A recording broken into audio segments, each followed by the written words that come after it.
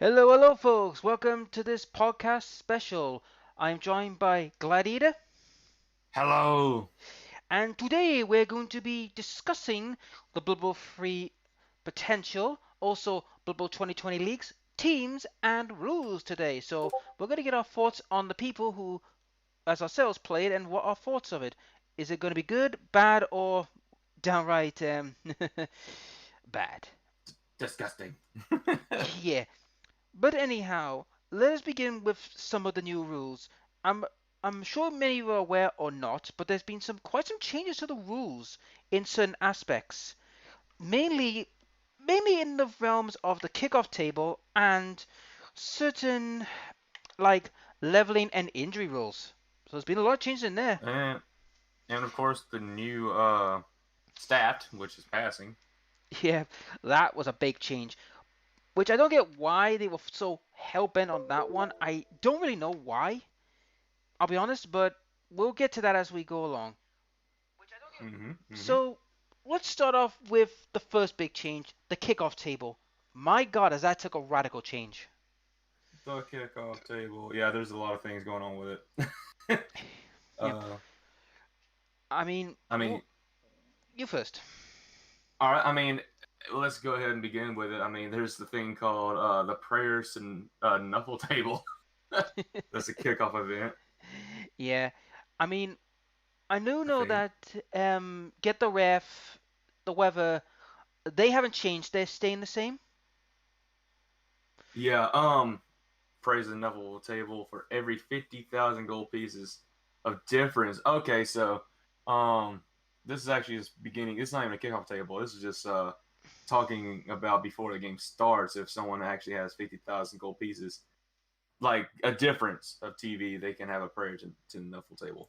Oh yeah, but we also gotta put in as well the fact as well. There I it is. mean, one of the most unique changes I feel that's come up is the in my own opinion, I feel the biggest change is the fact that rock is gone.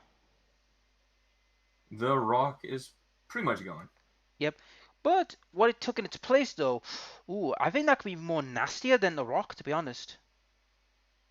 Um, no, no, it can't. Well, well, Let's be let's. honest. If you roll a like it's a random roll and it's on the kickoff table, I'm talking about the old rules, not the new rules. But for old rules, the rock thrown involves a player getting mad, throwing a rock at a player. Um, this player could get injured or die. Yeah. Uh, and I think the thing that you're talking that takes over is stalling, correct? Nope. What the new rule for the rock now is called Oh, vicious ref. oh yeah, oh vicious ref, but it doesn't kill players. No, but it does have a unique mechanic, which is like it's deep. What it is it goes by fan factor now, no longer fame. Fame's gone. It's fan factor, Both which coaches is roll a d6 and add their fan factor to the results. The yep. coach that rolls the lowest randomly selects one of the players among those on the pitch. In case it's tie, then yeah, blah Yep. blah blah. Yep. And what happens is, if on a 2 plus the player is stunned, if he rolls a 1, he is sent off. Yeah, I think this is a good change myself. Like I said, it doesn't involve a player getting killed for something that doesn't involve a block or a blitz. Yeah. So basically, they get sent off. However, there is a caveat. The coach can bribe out of it or make a call against it. If the coach Oh fails, yeah, then what happens is not only the player gets sent off, but the manager gets sent off. And if the manager gets sent off, the manager can no longer call or use bribes for the rest of the game. yeah. Arguing, it's called arguing the call. It Yep. involve like if you actually are looking at anything, it's involving with the files part. Um, and like there's different there's different things you can get and whatnot. If you like roll a 2 to 5, it's like I don't care what you say. If you roll a 6, then it's like well if you put it that way, we're gonna let it slide. But if you get one, he kicks you straight out. It's hilarious. Yep.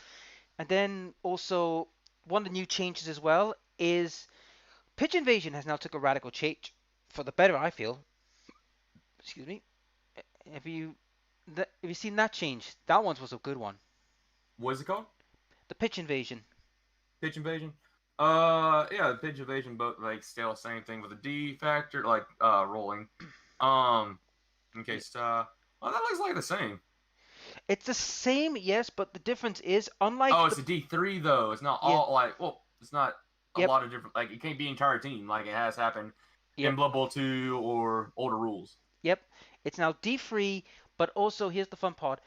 Same with the other kickoff table. With most of them actually, if there are ties, both get it. So we're gonna see more along the lines of people now taking fan factors now just to make sure they don't get screwed out by this table. Yeah, and heck, speaking of other changes, there was a thing called perfect defense that's been replaced to solid defense, Yep, which instead of all your players be able to move except the ones on the line or in a tackle zone, it's only like a D3+3, and yep, that change goes to quick snap. It also yep. goes to blitz. hmm Also, they've changed the rule for like they've moved brilliant coaching now from 7 to 8 on the table now. So they've made it look like that brilliant coaching is gonna be more prevalent than changing weather. Yeah. Well, heck, there's also like a inducements that involves weather, and it's called a weather wizard.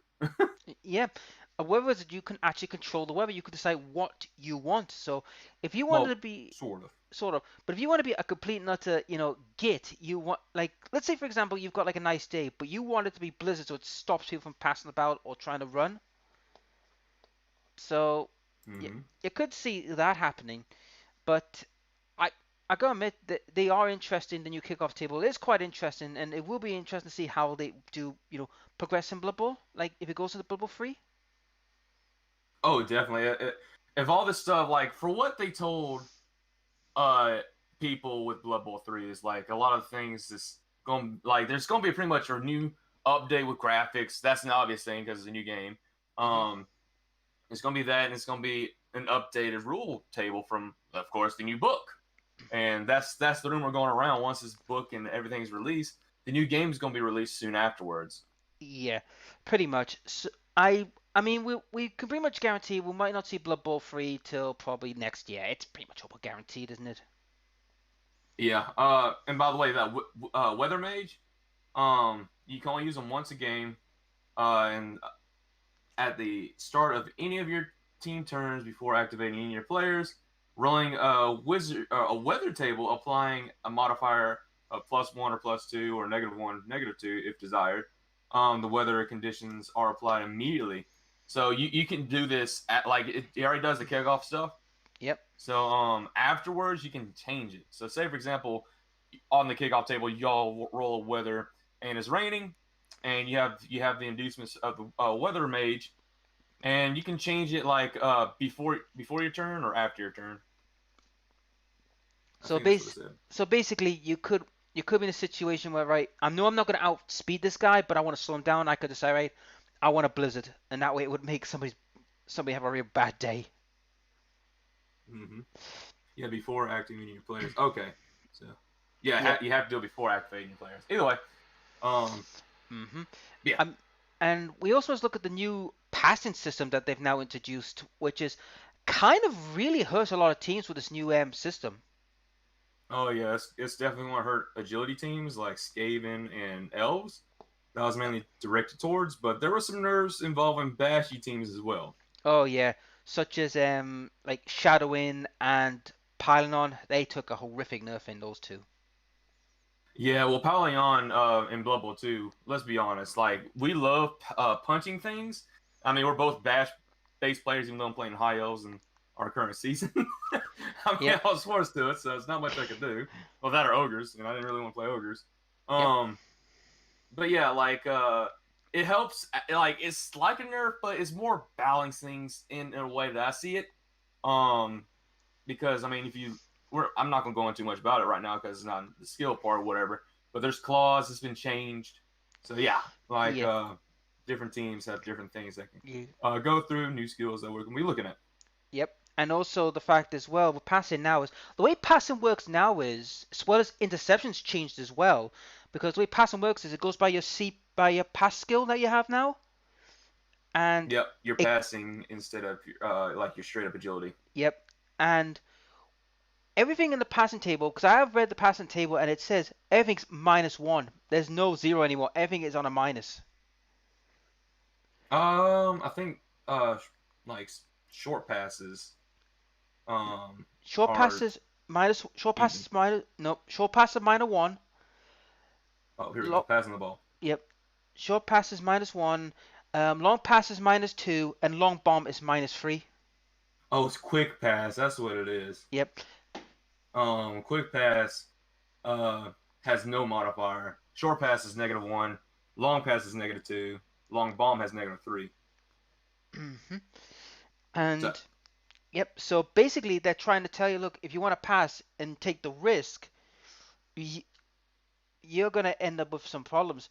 But the funny thing is, yeah. I know we're gonna jump a little bit ahead with Stunty here, but Stunty took a quick change where you can pass with a Stunty player without much penalty. I don't remember that. That's something I didn't know. Yep. Which Don't know which page that is. it's in their skills, but Oh, okay. it's in their traits. But the way Stunty works now is if you make a pass with a Stunty player, the opponent has a +1 chance to intercept the ball. It has a +1 chance to intercept the ball. What? Yep, that's what they're saying. That's And what you're saying. I'm about to read it. There it is. Okay, so when a Stunty player makes an agility test in order to dodge. Okay, so that's the same for Stunty. It gives them -1 for dodging. It's talking about other things about Bombardier and Chainsaw. Don't care about that. Yep. However, the opposing player attempts to interfere with a pass. This modifier play. Okay, however, when an opposing player attempts to interfere with a pass action, this player forms a +1 modifier to the agility test. The following this player traits. Okay, so that involves the other injuring table for Stunties. It doesn't say. Wait. Okay. I see what you're talking about now. It adds 1 to their catch or intercept. Yeah. So basically, right. So basically, what it's doing is it's practically saying now that when a Stunty passes, I mean, it makes Nobblers at least have some usage and gobbles some usage. Oh wait, it's gonna make it. No, it makes it worse. It's +1, dude. So if it's like 3+ on normal, then it's +1 makes it a 4+. Yep. So that makes it worse to try to catch the ball. Yep. That's the same as normal. Mhm. But they've also added something unique about Interception. From if I've read this right, the way Interception works is there's 2 forms. You've got perfect interception and deflection. Oh yeah, there is deflection. I forgot about that. Yeah. Pass interference. I'm trying to find it because I actually have some of the book. Yeah, the way deflection works is I'm not understanding how it works because we'll have to wait till it's properly released. But the way deflection works is if you're within like one of the actual like result you need to try and intercept the ball, it could deflect the ball away from its intended target. Now, this could get interesting because we could see a lot of like crazy shenanigans like with the ball. Yeah, we definitely could. Deflecting, like it might be instead of it being like almost a 6 or 5+ for most regular teams to intercept it, it could be like maybe even a 3+ to deflect it. Yep. So I don't know. We'll find out a little bit more once this stuff's actually released. Indeed, we'll find out more when that releases. But what we also got as well, and we've also learned about the new coin system that they've brought out. The whole how do you get like money from each game? Okay, explain. Right. The way it works now, it's no longer both fans, roll a dice and add their fan factors and all that. Mm-hmm. Now these are new rules. Each team with their dedicated fans, that's a new thing now. Dedicated fans must combine together, divide by 3, then times 10, and that's your winnings for both teams. So both teams will get the same amount throughout the game. Oh wow, that's very interesting. That makes certain teams like Goblins or Elves or like really expensive teams can really come out positive in that now. Yep, but however, the rules do state it goes by both dedicated fans. And this is where it gets interesting. If you've got one player who has no dedicated fans, you're not going to get much out of it. But if both teams Yeah. have dedicated fans, you're going to get more money. So this is where the balancing act comes in. And this is something also that was also ruled as well. All teams must spend their money if able. It's a new thing they're putting in. Huh. That seems very odd to me. Not really. It's pretty much telling certain teams, look, you're going to need to buy fans to make more money. Because Really? That sounds so weird. That sounds like you can't even save up your team to buy more team like good players or save up for a big guy or something. no, it's I think It it's must be amount of money before you have to spend it. yeah, I think it's like certain amounts you've got to spend. We'll learn more, like I said, as the rules come out. At the moment, we don't know because we are still, stabbing in the dark with this. Because we're still Yeah, waiting on the I don't release. know.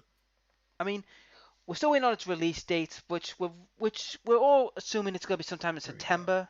Because as many of you may not know, today GW did announce November's run, which is going to be following AOS, which is Age of Sigmar. So pretty much confirmed that probably Blood Bowl is going to be September when we're going to get some new stuff. But anyhow, I gotcha. move along with Oh it. wait a minute. Here I found the book page now for the Ah, leak. excellent. Um, team value. This is worked out by adding up the current value of all players on your team plus the cost of all sideline staff, rerolls, the number of dedicated fans, and amount of gold pieces to the treasury not added to anything. And team value. Okay, that's just team value. Dedicated fans. Um, strong following. This teams draft. Okay, this looks like exactly the same thing. What it is. Additionally, teams draft and improve as dedicated fan by a Oh maximum of yes, 6. the draft. We've Uh, got to talk about that soon. mentioned previously, team draft. Yep. I don't see anything about what you said though, like players Yeah. Well, having to well, spend it. what's what I've been hearing, and the way it's reading, I'm going to wait till the book comes out for that part. But if it's what I think they're going to do is say, look, you need dedicated fans to get money. But I guess let's talk about the draft then, right? Right. Yep.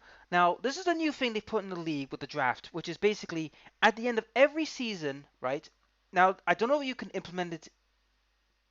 You can implement it. Is it option or a mandatory? I don't know. But the way it works is that if you continue on another season with the same team, you lose your entire team, right? Your entire team goes. Okay. I think that's However, called aging. yep. But this is the fun part. However, all your rerolls, staff, and fans won't leave you. They're automatic. You don't have to repay for them. You keep them. Okay. Now, here's the fun part. You can buy back these players at at the rate they are at when they've finished the season plus 20k, and they can come back. Hmm. And here's the fun part. And this is the final Okay. part. And your starting credits will go to 1.3 million.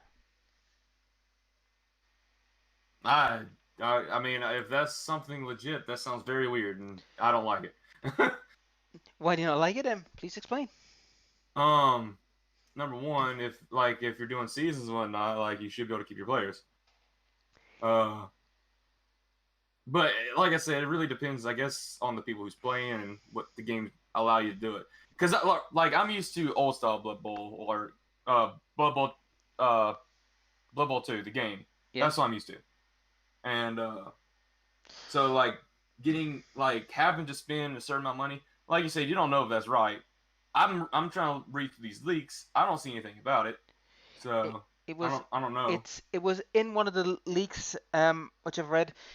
I mean, like I said, it's an optional thing, so I don't think nobody's going to use it, but it's like one of those optional things you could work with. Okay, yeah, maybe that might be something. That definitely probably will be the case for a lot of leagues. It's just optional. Yep. I mean, that's the point of these rules. You can make it optional for whatever you do. Yep. But I mean, when I looked into this thing myself, I was saying to myself, I could see ogres and the joke teams just absolutely loving those rules. Yeah, to an extent, exactly, because flipping. Well, yes and no for some teams. Ogres, yes. Goblins, not so much, because they want to have bribes, plenty of bribes. Yeah, but you think about it, right? If you brought back your powerhouse troll, right, who hasn't died, he's ridiculously good, and you brought him back with your full with his old skills, he's gonna be a nightmare to deal with next season while you're facing off against somebody who's got a lot of rookies. Uh, then that involves different leagues and whatnot. Because of course, with our current stuff with the YouTuber League, it's a new thing every single time, so it doesn't really apply to us. I would say. I think it applies to ongoing seasons. Yeah, like something like the US Blood Bowl Wiser League or the Orca League, they might put it in. Yeah. They might put it in just to shake up the league, but I think this might get interesting in some regards. But I don't think the league thing's gonna bother us too much in the Blood Bowl for like Bowl for us because we don't stick with the same teams. We change them every season. No, we do. Yeah. So all right. So that makes it a little more understandable for ongoing stuff, because like if it's just one season or like a playoff, whatever, it's like you don't have to apply those rules. But if it's an ongoing season or season to season, you keep the same teams, which people do that. I Yep. mean, I've thought about having that for our or a different league that I might make in the future. Yep. Which would be pretty darn flipping interesting, but I have to fool around with that. Yeah, we'll have to fool around with that. But next up, we'll talk about the leveling system. Now, this has taken an interesting change in my book. Yeah, it's taken a lot of differences. Let's be honest. Yep, because we have now two sets. We have skills and traits. Now, the traits, for those who are unaware, is basically what they come with, like like regen, stupidity, wild, like unleashed beast. That one's hilarious. That involves the red ogre, doesn't it? That involves the Rat Ogre and the Minotaur. No, the minotaur is different. It's animal savagery. Yes, The minotaur is exactly like a wild animal. The rat ogre will punch its friends. yeah, which is hilarious, but we'll cover that a little bit later. But the thing is, though, I mean, the way the 11 system works now is it's taken a page out of the Necromunda book where you get so much experience, and once you reach that threshold, you could choose to spend the SP to get a skill.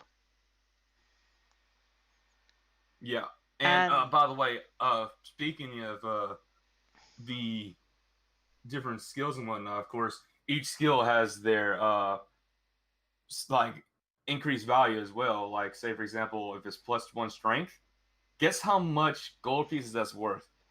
rough, let me guess, somewhere near 100k. It is 80k. Jesus. Agi plus Agi is 40k. +1 movement or passing is 20. And guess what armor is? Just 10. Wow.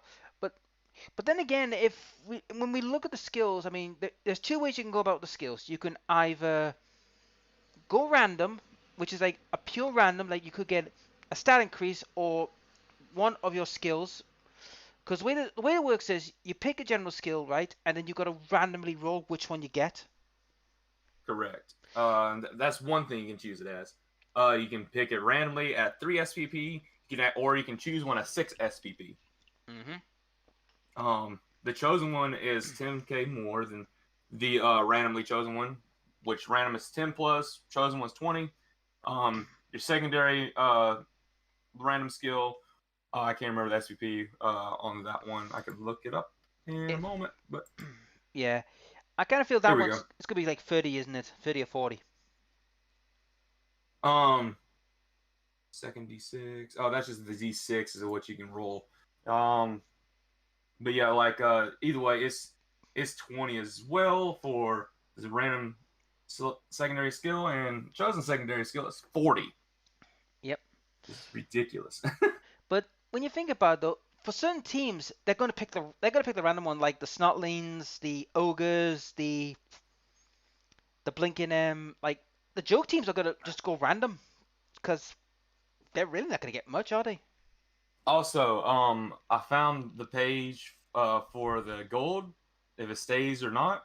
Uh It's called expensive mistakes. huh. Ooh. And what happens if you have more than 100 k gold in your treasury? It is a step of post-game sequences. You roll a d6, and there's a table. There's either a minor incident, a crisis averted, a major incident, or a catastrophe. Oh, Uh, and what this does, of course, crisis averted means nothing happens. yep. Minor incident, a team's gets up to mischief, and you lose a D3 plus 10 gold pieces of your treasury. A major incident is half your treasury, round to the nearest 5 gold pieces. Ouch. And a catastrophe, your treasury is emptied except for 2d6 plus 10k gold pieces. Yeah. Yow. So yeah, and it has an amount of gold pieces. Like say for example, if it's up to 1,095k, or not 1,000, 195k. Yeah. It's like crisis averted from if you roll a 1 as a minor incident, and it changes for how many gold pieces you have. Up to 600 plus, then it's like everything is bad. So basically, what they're probably saying is you can't hoard. You have to spend it to keep out of trouble. It's recommended to spend some money after having 100 k pieces. If you're trying to save up, you might have a chance of getting a minor incident. If you save up more than 200, there's a chance you're going to have either a minor incident, which if it's on a d6, if you roll a 2 or a 1, it's a minor incident. So you got to think wisely on what you're trying to save up for, because you have more money than what you have, then that means you can lose your money. Yeah. So basically, what I said earlier, saying you've got to spend it. I think that's pretty much that table. I knew there was something about that, but that's what's saying. So basically, if you save, you're running the risk, but if you spend it, you're not going to run the risk, are you? You can save up to 100k without risking anything. So basically, and once you get past that, then yeah, you got to roll a d6. So can you imagine that in Blood Bowl 3? Yeah, flipping. It could be pretty darn ridiculous. Getting that achievement for having 600 k pieces in your treasury is going to be difficult now. If you're talking about Blood Bowl 2. Yep. And think about it. If you're a goblin, right, or any other race that's trying to save up for people, and then you lose it because of an incident, it's like, it's really going to put you in a bit of a bad spot. Well, like I said, it's just up to 100k, so it depends if you hoard your money after that or not. Yeah. Which most Goblin teams don't, because that increases team value. Yeah. So it's going to be interesting to see how this goes, because like I said, I don't think all the rules are going to switch over, but I think a good chunk of them will. Well, heck, since we're talking about SVP and whatnot, and skills, let's talk about some of the new skills that's jumping into it. Oh, yeah. Let's talk about them. I guess let's go ahead and start talking about some of the new agility skills, which there's not many, but there's a thing called defense, or defensive, or what? Yeah, Yep. Whatever it is.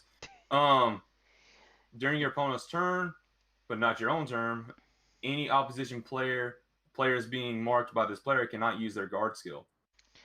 And that could be a massive thing, because if you know you got dwarves in the league, you're going to see a lot of people probably take that skill. Yep. So this is an anti-guard skill, which is amazing, by the way, and it's agility. Yep. So Goblins teams like dwarves are going to hate this. Yes. I mean, so that's kind of like one of the things that we're talking about earlier, Black, where they buff but also nerf both strength and agility teams. Indeed. There's one skill I want to talk about, and this is from the Passing family, which is called Fumblerooski. That's hilarious. Yeah, that is a new one.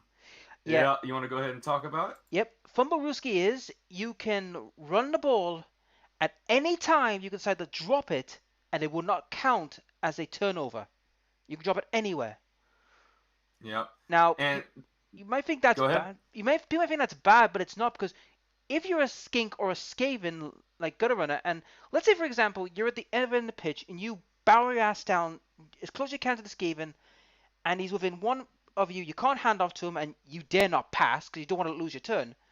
You can choose a Fumblerooski to drop it on the space behind him. He can just go back one, grab the ball, and just go boom, off he goes. Yep. I mean, it's still a roll, so it really depends on what you're trying to do. Do you want them to catch it, or do you want them to try to pick it up? So, yeah. and you don't like, say for example, you are like a stunty player, and you want to do like a short pass. Uh, I mean that's bad because that's actually a negative Yep. compared to just picking up the ball or like and he's too far for a handoff. Yep. So like skinks, this is probably amazing for skinks and Yep. some human teams, and of course Skaven, because their gutter runners have amazing agility, so they can pick up balls anytime they Yep. want to. Yeah. And also the biggest thing for Fumble Ruski, since there's a thing called stalling now, you can use Fumble Ruski to actually stall. Yep. And we'll get to stalling in a minute, but there's another thing I also want. There's another skill I want to bring up, which is called on the ball. This is one of the other new skills that we've got. Yep, it combines some skills. Yep. It combines kickoff return and pass block. Yep, they can move D3 spaces. Yep. Or as no, they can just move up to 3 spaces to where the ball is if it's on a kick or a pass. Yep. Which is, I like that because at least it gets rid of like two skills, which to be honest, nobody really Not many uses. people use. But Some people might use kickoff return, Yep. but you never see any pass blocks. Nope. Never. But the fact that they've now slapped them together, it's like, okay, that makes This is a more good sense. skill now. Yeah. Yep. It's something that you might actually want to pick up on some players, at least one player. Yep. And there are already some players in the game that's already got it. Yeah, like star players, but we'll talk about that in a second. Yep. There is one thing I want to talk about that's actually in agility. Get right ahead. And it's called a safe pair of hands. Oh, that was a new change, yes. One of the new Yes, changes. if a player is knocked down or placed prone, but not falling over while possessing the ball, the ball does not bounce. Instead, you may place the ball in an unoccupied square adjacent to the player that occupies the ball when they become prone. So you can, instead of the ball bouncing, you can place the ball around your player. So that means instead of flipping it randomly bounces to someone's hands and then catching it, because we've seen that multiple times in our league. Yep. And this is pretty good. Like, would I say this is like the first or second skill you pick up? No. Would I say this is a skill that you might pick up for your main ball carrier? Yes. Oh, yes. And before we go on to skills, I've forgotten one thing about the kickoff table. Something just came to mind. Riot took a change. That is true. It's a D3 now, isn't it? No, Riot's changed to two. No. It's basically Riot involves time though, right? Yep. If you're in the first 4 turns of the half, the clock will move forward. If you're in the last 4 turns of the match, the clock will go back regardless. Yeah, that's the change. Yep. So it will change some things. Yeah. Yep. So I do apologize for skipping back and forth, but that just reminded me because I just saw it on my screen with the Riot on the bubble screen. Oh yes, Riot's changed. I forgot about that. My bad. So okay. Yep. So good. Yep. And now let's get back to the skill. There's another skill I want to talk about, and that is accuracy is now gone. It's been removed. Which skill? I couldn't hear you. Accuracy. Accuracy, yes. That's been split up actually. Yep. Now it is Cannoneer. Flipping. Yep. And Cannoneer. Quick Shot. Cloud Burster, dude. Yep, Cloud Burster. So what are these two skills, you may ask? Well, Cannoneer gives you +1 if you're performing a long pass or a long bomb. And Cloud Burst. Cloud Burster. You may choose opposing coach to reroll a successful. Oh, never mind. Cloud Burst is not that. That involves actually interceptions or something. Yep. It's accurate. My bad. Accurate. No. I'm getting confused. Where is it? Forgive us, guys. If we're looking for the rules, it is accurate. Accurate was changed to accurate Cannoneer. Accurate involves a short pass or a quick pass. It has +1. Mm-hmm. And to the passing skill, and Cannoneer adds it to long bomb. Yep. So to be honest, I don't see that means accurate is not going to be used that much. Those two skills, I'll be honest. When you think about it depends on the team, and it depends on how desperate you are and how far you want to throw. Yeah, pretty much. That's what it's going to boil down to. And I'll be honest, I don't really see, a lot of teams passing in this league because Agreed, Overmaster. There's been so many changes. There's been a ridiculous amount of changes, my friend. But I kind of feel that we're not going to see much passing in this season. I'm going to be honest.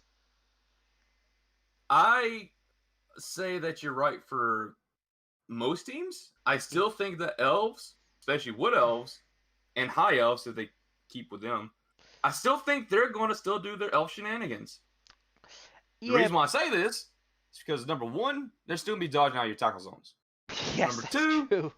they have throwers, so you're gonna see more throwers than you are gonna see other stuff.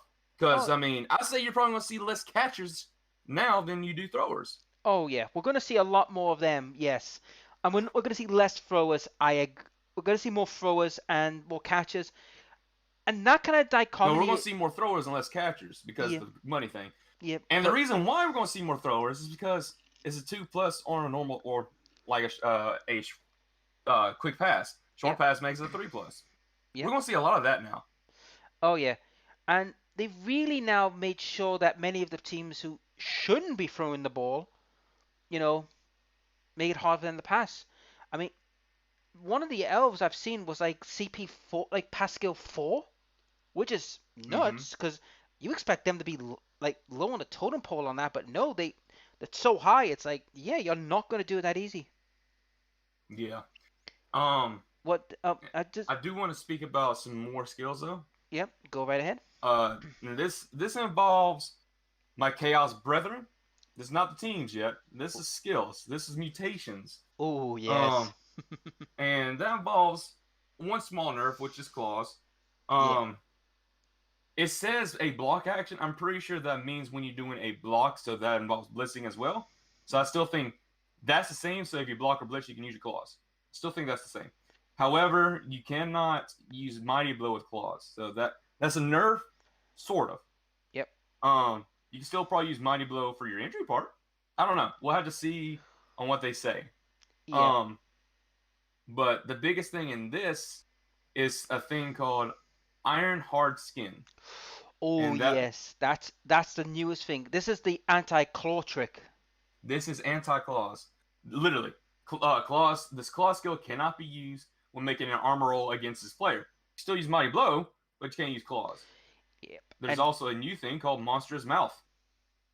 This player may reroll any failed attempt to catch the ball. In addition, strip ball skill cannot be used against this player.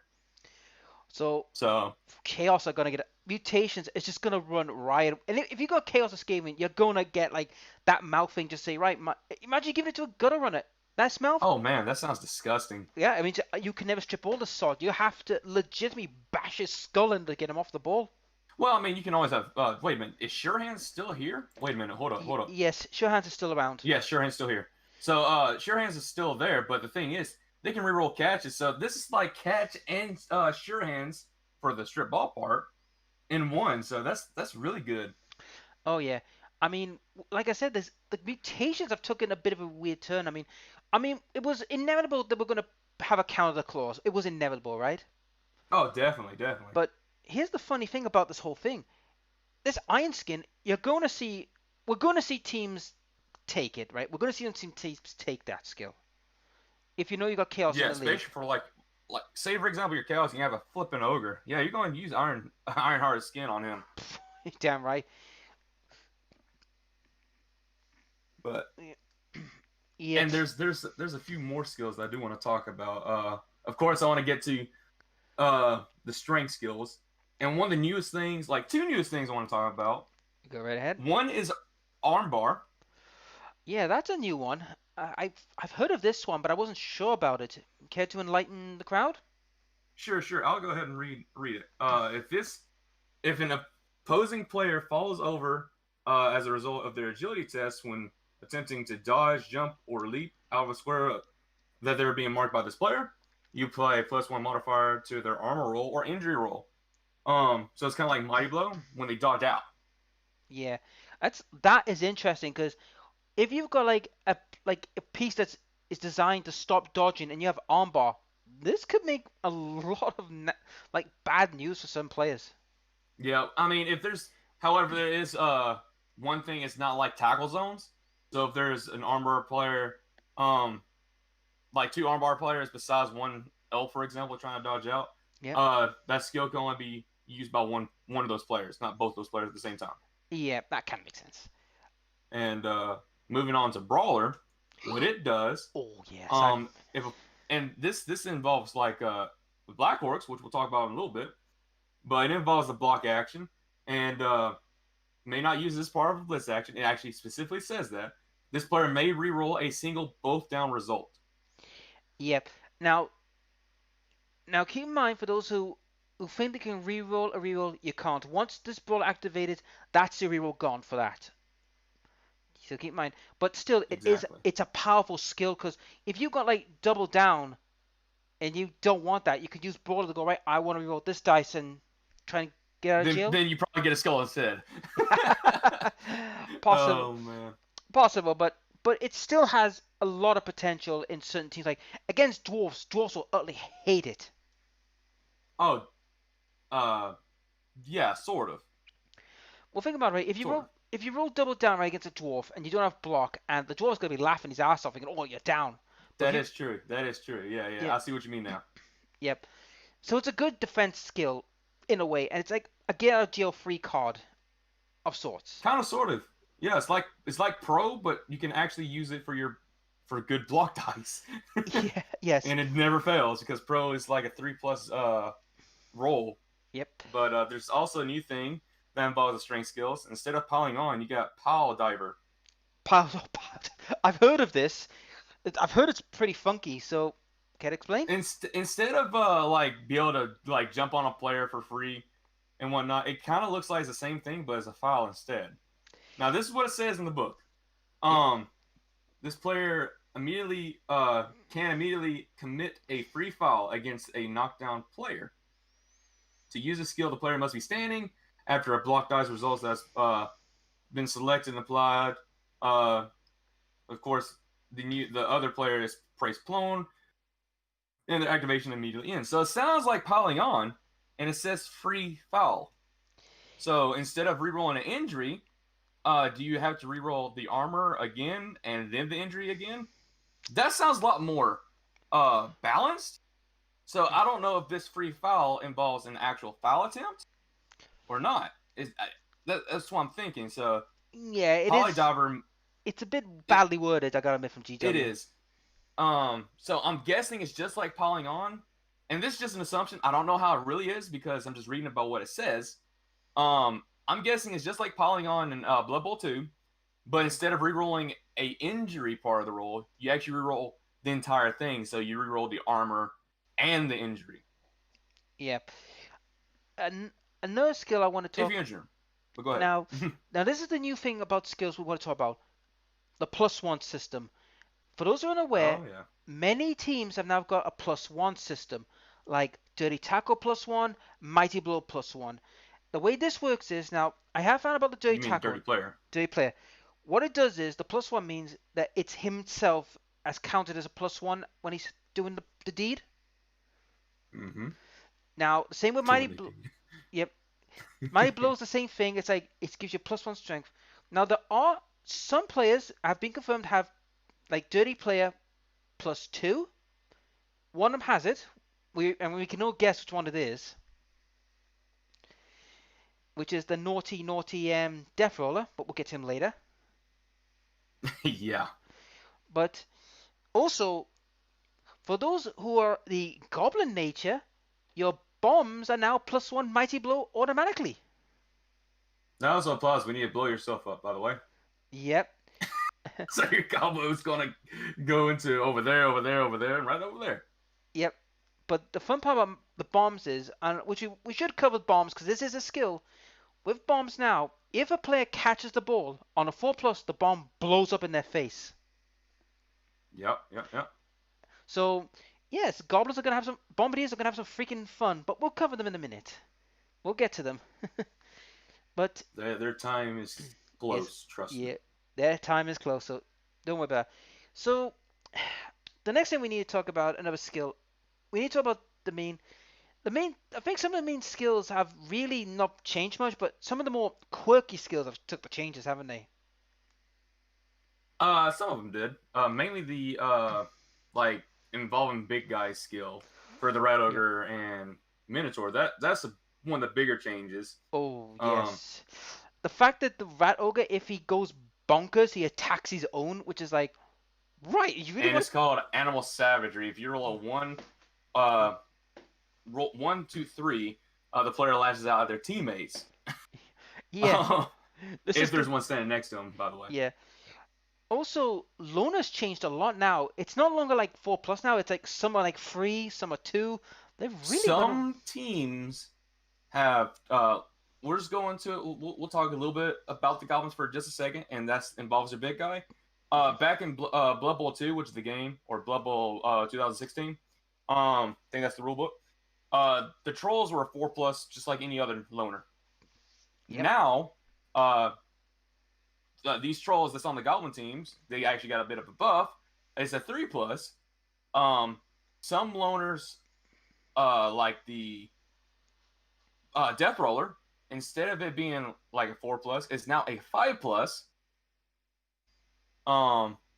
And the loners for certain players, that star players, can be anywhere between a 3+ to a 5+. Yep. So yeah, this is gonna be interesting. The Lona now. Lona's gonna really now affect a lot of teams. And not only that, the trolls though they took a change as well. The trolls, there are two types of trolls for those who are unaware. You have the tamed trolls, which is what the goblins have got. Train trolls, Yep. And the untrained ones. which the Now, orcs have. now, what's the difference? You may ask. It's mainly the Lona, which is the Yep. main one. One's And +3, one's a +4.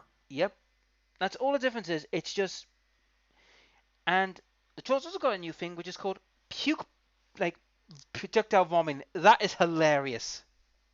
Yeah, it's kind of like stab, but with trolls.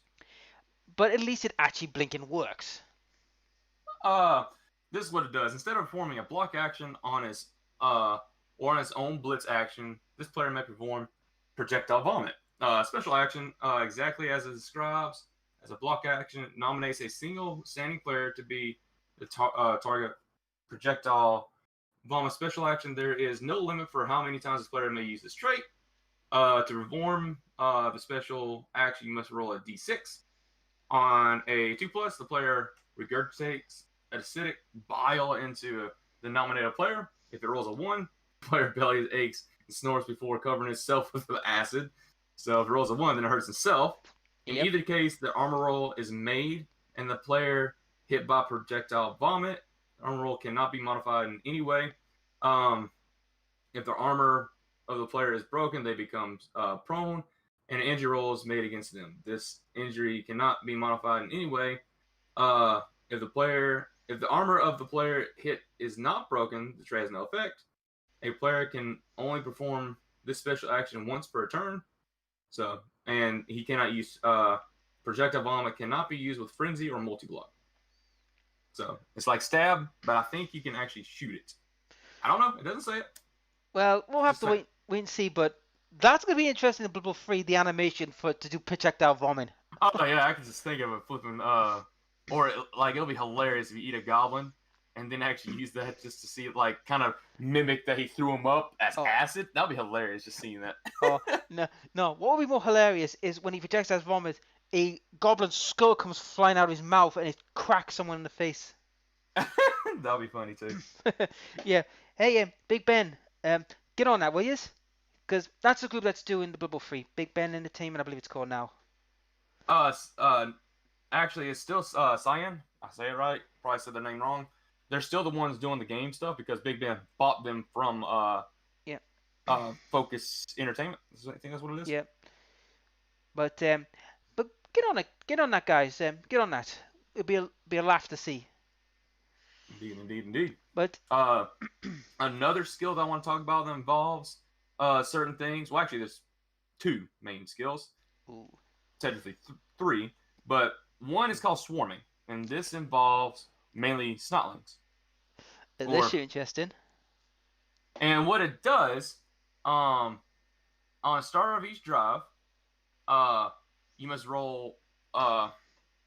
You may remove D3 players of this trait from the reserve box of your dugout into your setup team. So you can have more than the usual 11 players. So if there's a teammate that has swarming, most of these will be Snotlings. Yeah. You Oh, can roll up to 3 to be on this field with you, which is big for certain teams. oh yes, it is. I mean, we're gonna see. I mean, Snotlings are gonna take that, and I mean, if you think 5 Snotlings and 6 Ogres are bad enough, try probably like what, nearly what, 12 like 12 players or 14 players on one team. It's like, yeah, that's gonna be a problem. All right, let's say for example you had all your ogres, which I'm not looking at your ogre team. Actually, let's talk about the ogres after we get done with these skills, so then Yep. we get a little more in depth with it. Mhm. The next skill I want to talk about is new for Blood Bowl 2 players, and that involves the halflings, and that is a new skill for the halfling treeman, and it's called Timber. Oh yes, Timber. I've heard of this one. Isn't this the one where if they're knocked on their keister, other people can help them get back up? Yeah, I'll just go ahead and read the skill for you. If a player has a movement allowance of 2 or less, add a +1 modifier when they roll the dice to attempt to stand up. That's usually what it is to stand up that you see in Blood Bowl. However, if they have Timber, standing players that are currently adjacent to, of course, the one that's on the ground is a natural 1. Natural 1 all. Wait, I'm messing this up. If players are next to the Timber down teammate, they add +1 to stand up. So Yeah. So it could be really big for stuff like treemen. yeah, mainly for like halflings, wood elves, but mainly Yeah, or or the mainly halflings. or the But what overworld else? team. What else? Well, they don't have timber. Yep. We'll talk about them a little bit. Yep. The next thing I want to talk about, they renamed it, and like I said, it's not what the Radigar has, but it's called Unchanneled Fury, and Ooh. this is wild animal, and this for the Minotaur. Yep. Yes, this one. I've heard But I've heard conflicting things about it. Would you mind explaining about it? it's just wild animal. If you roll a d6, with a +2 modifier to the dice, the player, if you declare the player to block. Okay, so if you're trying to move them, it's a 4+. If you Yep. try to block or blitz, it's a 2+. If you roll a 1 with a 2+ version of it, it's he's just gonna rage. He keeps all his tackle zones. So Yep. either he blocks or he doesn't, just like wild animal. Yep. So that well, that will conclude. I think that's concludes some skills for people to whet their appetites. Yeah, I think that's Yep. most of the skills that I see that we Yep. talked about. Now, before we get on with the teams, I must talk about the teams. Before we get started with the main teams, there are certain teams that are not in the book. They're part of a PDF that's going to come out when Blood Bowl comes out as the Legends PDF. Certain teams have been Really? Yep.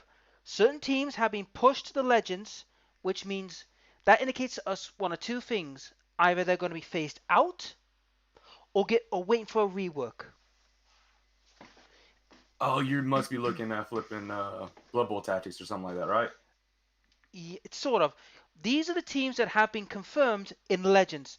So if you have any liking to these teams, you must get this PDF to use them. These are the teams. Amazon. No surprise. Not surprised. Kislev/Slan. Also not surprised. The Norse. Can understand why. Yep. High Elves. Okay. Yep. Khemri. A lot of people like Kimry. Yeah, but there's Okay. there's no models for them anymore. Yeah. Just make more. Just make some new ones, okay? GW. Yep. Just do it. Chaos Dwarfs. Yeah, a lot of people's not gonna like that. I'm not going to deny that. Yeah, but you never know. Now They might return. they might return. Bretonians. Well, they were never really official, so yeah, Yep. they kind of got replaced too ish. So I doubt they'll ever be in the new stuff. New Yep. stuff. They won't. They probably won't be in the legendary.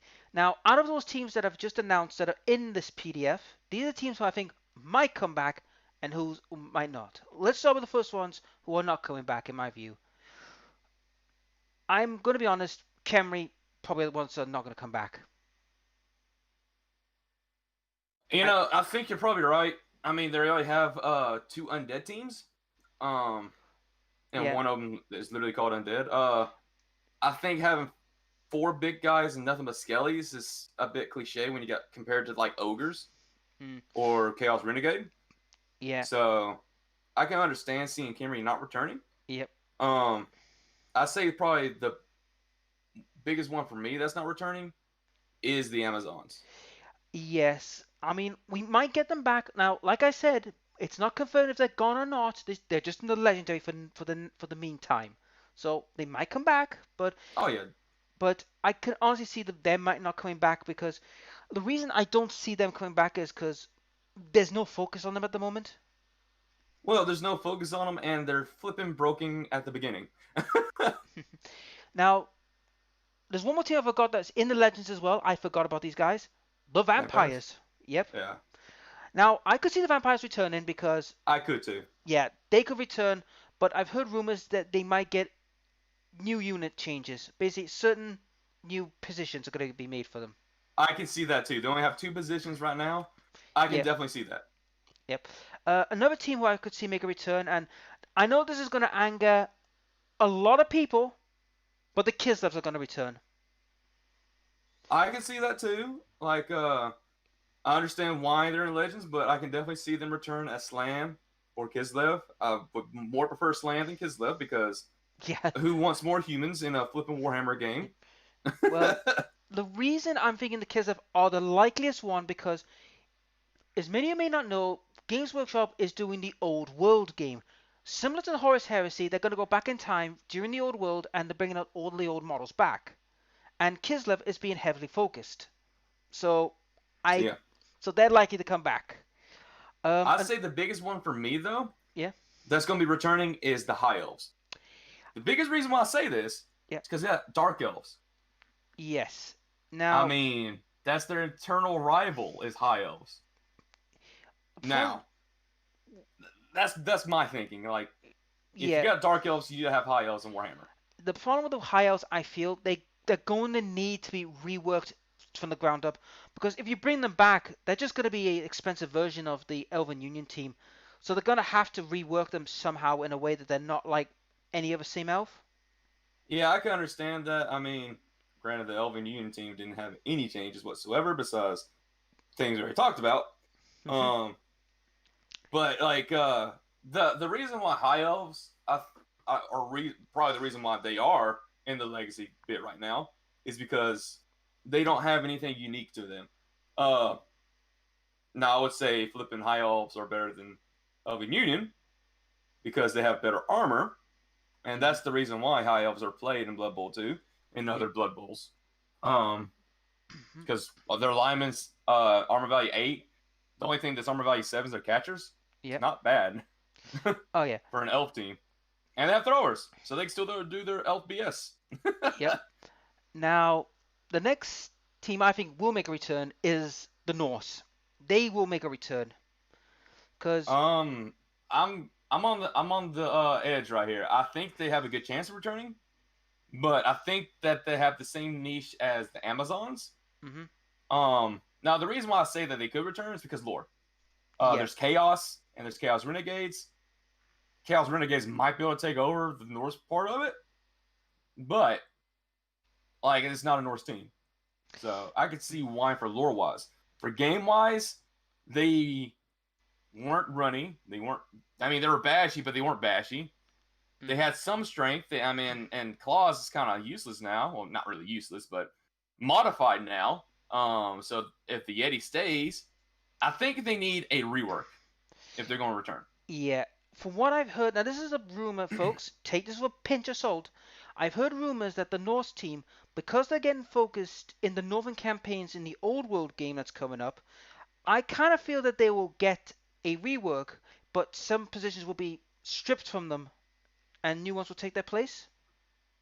I can see that, and I'll agree with that. And change some of the flipping armor.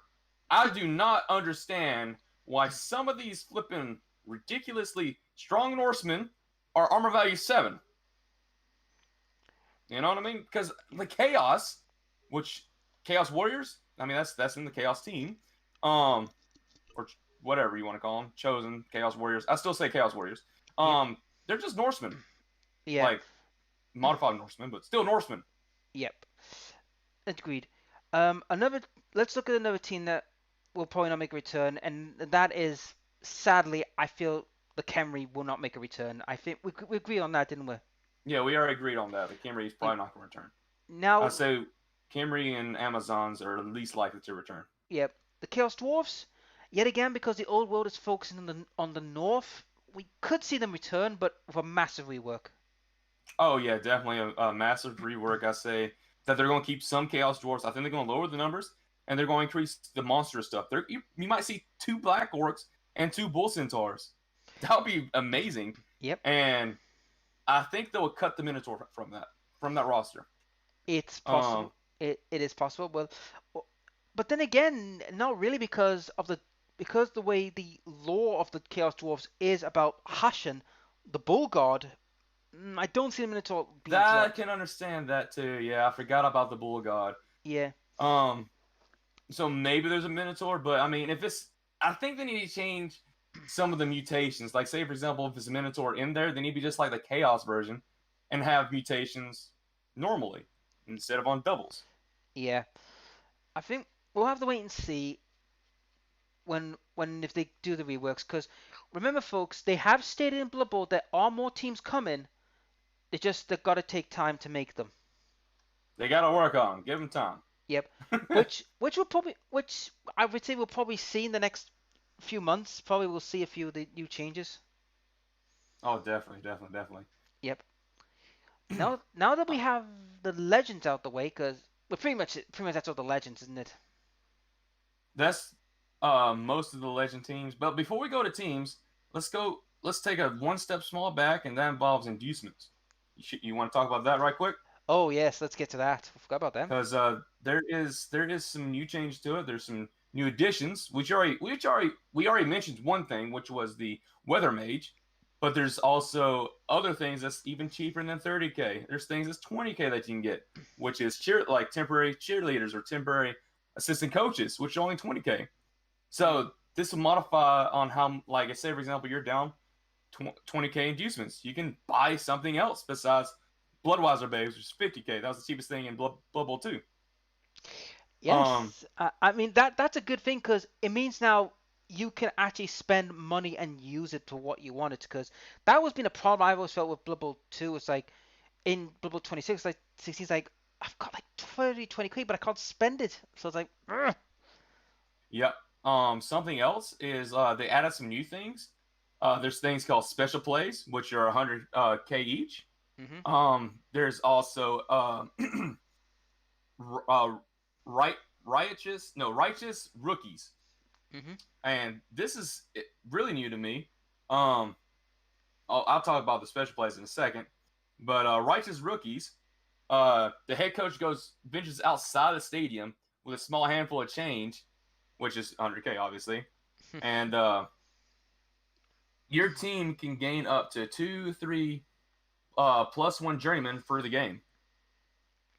So you of course this will allow your team draft list temporary above 16 players. So this could be really big for stuff like goblins and halflings. Oh yes, that could be a big thing, indeed. I mean, the other inducements are still there, guys. So they're not gone. They're still there. It's just a few new ones and a few ones that will, avoid potential like wastage of coin.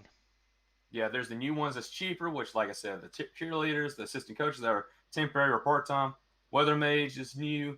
Special plays, which is new, which I guess I'll go ahead and talk about that. It involves cards, and you can get one card for 100k, and it's a random thing, which can involve a random event, which is like 1 through 6. Random event is 1, Dirty Tricks is 2, magical, I can't even say it. It's 3, heroic feats is 4, and it doesn't show me a list for this, which I think the entire book will. Yep. But yeah, it's different things that these special play cards can do. Oh yes, and that's gonna be interesting to see how these inducements will be moved over to Bubble Free, because I can guarantee we're going to see the minor ones in because it makes sense.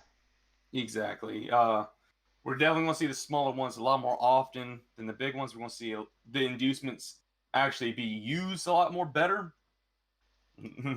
um, but yeah, that's all the new inducements and whatnot. Yep. So let's start off with the teams. Which one should we start with? We've got a lot to go through. Let's go ahead and start with the Black Orcs. I already got them up. Yes, the Black Orcs. I have to admit, the Black Orcs. At first, I was a bit skippy about them, but when I looked at their rules, oh my god, their goblins are just ridiculously good. Yeah, they have really good goblins. They're like Lizardmen, but slightly better. Yeah, I mean, you got Brawl and Grab. I mean, I don't care what anyone says. If you got Grab as your first skill, you pretty much nuke a lot of agility teams with Sidestep. Yeah, well, granted, most teams don't have size that's starting off besides Snotlanes. the Elven Pro team, Snotlanes. But yeah, flipping Brawler and Grab on Black Orcs as their starting stats. Now, each Black Orc is 90k each, so you might see 6 of them. It might be like Lizardmen. You can see 6 of them and less of the other stuff. I mean, but the Goblin Bruisers having thick skull on a Goblin is big. It is. I mean, it makes them more durable. They're not going to die easy. I mean, we forgot to talk about the injury table, but to be honest, I think everybody knows the injury table by now, how that's radically changed. We'll just go into a small detail. There's different injuries for normal players and stunty players. Yep. But the fact that and different dice. But yeah. But the fact is that these goblins have got fixed skull means they're not going to go out that easy.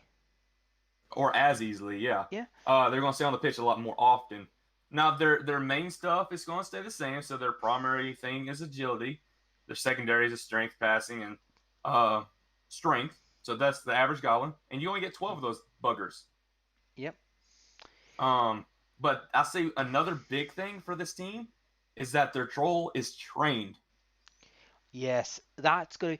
But to be honest, I mean, would you want to take a troll when you've got like 6 Black Orcs just running roughshod on the pitch? And I love how the Black Orcs look. Their models and everything look amazing. They look gorgeous, their models. I mean, if I was going to go back into the Blood Bowl tabletop, I would probably get them because they look gorgeous. And each team has special rules and whatnot, but it doesn't really show on what these special rules do because it shows battling brawl, bribery, and corruption for special rules for this team. Oh yeah, what these are. Yes, I do know what these are actually. They are like dirty play tricks and all that. They're basically like how like the corrupt. But they will go more into detail once the book's out. But each of them also tells you what like star players they can get as well from their special skills. So I think this team is going to be a very bashy team, but I still feel like it's going to be similar to a Lizardmen team. The reason why I say this, going back to our YouTube league playing Lizardmen in season 4, Lizardmen, they rely on their Saurus a lot more than what people think. And of course, the goblins are big, having thick skull and everything, but they're still in strength 2. Yeah. So I say that these Black Orcs and Lizardmen are very identical. It's just the Skinks are a little more agile than the Goblins, which is to be expected. But this team can throw Goblins, so that's something else. And plus that as well, these Goblins have got more steam power than the poor Skinks. That is true, to an extent. Yep. So, in retrospect to Blood Bowl 2, I think to Blood Bowl 3 when they come out, I feel like they're going to be like a major pick team because the fact that you've got like 4 monstrous, like 6 monstrous Black Orcs running about, that's terrifying. Yeah, it's definitely going to be a team that we're going to be seeing a lot of. I think it's going to be similar to Lizardmen. I think they're going to be, like they say tier 2, but I think this tier 2 should be a 1 because this is going to be a really strong team. We'll find out what they play like because we haven't even played them yet, so we got to see what happens on the field. Yeah. But let's move on to the next one, Black. Which one you want to talk about this time? I want to talk about the humans. Now, the humans? Yeah. Human. Yep. Now, the humans, they took a bit of a radical change because of many reasons. Not only have they had some price hikes, but they've also got a new player. A freaking halfling. Yep. They got a halfling. They're not all human after all. Yep. So Just they've slightly more midget. Yep. So they've got halflings on the team. You know what that means? Prepare for a bombardment of the halfling on a from an ogre. We got ogre throwing. Oh boy. Well, at least the ogre gets to throw something now. Yeah. So we have halflings down the team. Now, I do recall there's an animosity thing, isn't there, with the humans against him, isn't it? Nope. Oh Not no. on the regular human team. No, oh no, it's the other one. We'll get to that in a minute. But the thing is, all right, halfling, right, on a team like this. I say it's not bad at all. Reason why I say this is because halflings are one of the best fowlers in the game. One of the best. The best Yeah. being Snotlanes. Oh hell yes. But if you look at the blitzers though and the throwers, they've went up in cost though by an extra, I think 5k, isn't it, for each of them? You are correct. Instead of being 80 and 60k, they are 65 and 85, I believe. Yeah. So what they've done with the humans, in my view, they've made them say, look, you can't become a jack of all trade teams right off the bat. You're gonna have to pick a route with them. Which most players will be going with Bashy. Let's be honest. Yeah. But the thing is, though, I mean, that's the thing we've noticed with most of the teams. Most of the teams have had 5k increases in certain of their best players, and blitzers are going to be feeling the pinch because even if you buy 4 blitzers, you're going to buy a thrower for ball handling duties. Usually you do. At least one thrower. Yeah. But Yeah, I but say this human team is going to overall stay the same, though. pretty I don't much. think there's going to be many changes to them for the Yeah. stat line as well. I mean, we probably won't see an ogre nor a halfling very early. I think we'll probably see them a little later in the season, kind of thing. Because of the 5k extra on blitzers, it does like chew into many teams' pockets. It does. And heck, something we didn't actually talk about, but the rerolls changed too. Yes, they did. They're now, I think they have 5k extra as well, aren't they? Like I think starting out they can be different within any team, anyways. But Yeah. for the Black Orcs, which we didn't talk about, they're 60k, and this human team, Yeah. they're 50k. So no changes on the humans, but 50k is still good. But it depends how many 5ks you've chewed up from certain players. You know what I mean? Yes. So we'll have to wait and see. But if I was going to do a human team, I would take 4 blitzers, a thrower, and the rest is just line grunts. And Line grunts. yep, because that's the way I would do it. I would have it that way, so that way, if I want to bring in a halfling and an ogre, I will have to wait a little later to bring them in. Indeed. But since we're talking about humans, let's talk about the new wannabe Bretonian team. The nobility, and boy oh boy, have I heard some real stick about these guys. Real stick. I get it. I get the joke. Yeah, but let's start off with the first part of the Bretonian teams, the so-called blitzers. God, they're just so bad, it's unreal. They're there. They're there. I say like they can only get 2 noble blitzers. And by the way, this is not Bretonian. These are actually humans, regular humans. Yep. They're just the pompous version. They're just the rich version. Yeah. So, but they're pretty much a Bretonian team. I mean, their starting lineman is 45k, which was 40k for the Bretonian lineman, and they have Finn starting off. Yeah. So this is a Bretonian team that's been modified heavily. Yeah. But 45 for a lineman with Fend. To be honest, yes, you can use them as cannon fodder, but to be honest, I just don't really see their value. They're just there to die. What, the The lineman? Yeah, the lineman. Well, that's linemen. That's most linemen for you. They're just there to take the punches.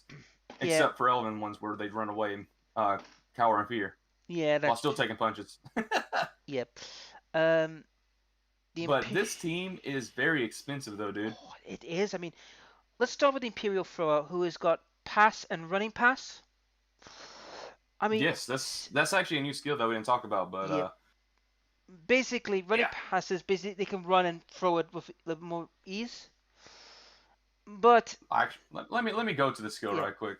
Let's be correct with this. yeah, Running pass. This player performs a quick pass action. Their activation does not have to end once the pass is resolved. If you wish, if you wish, and if this player has not used their full movement allowance, they may continue to move after resolving the pass. yep.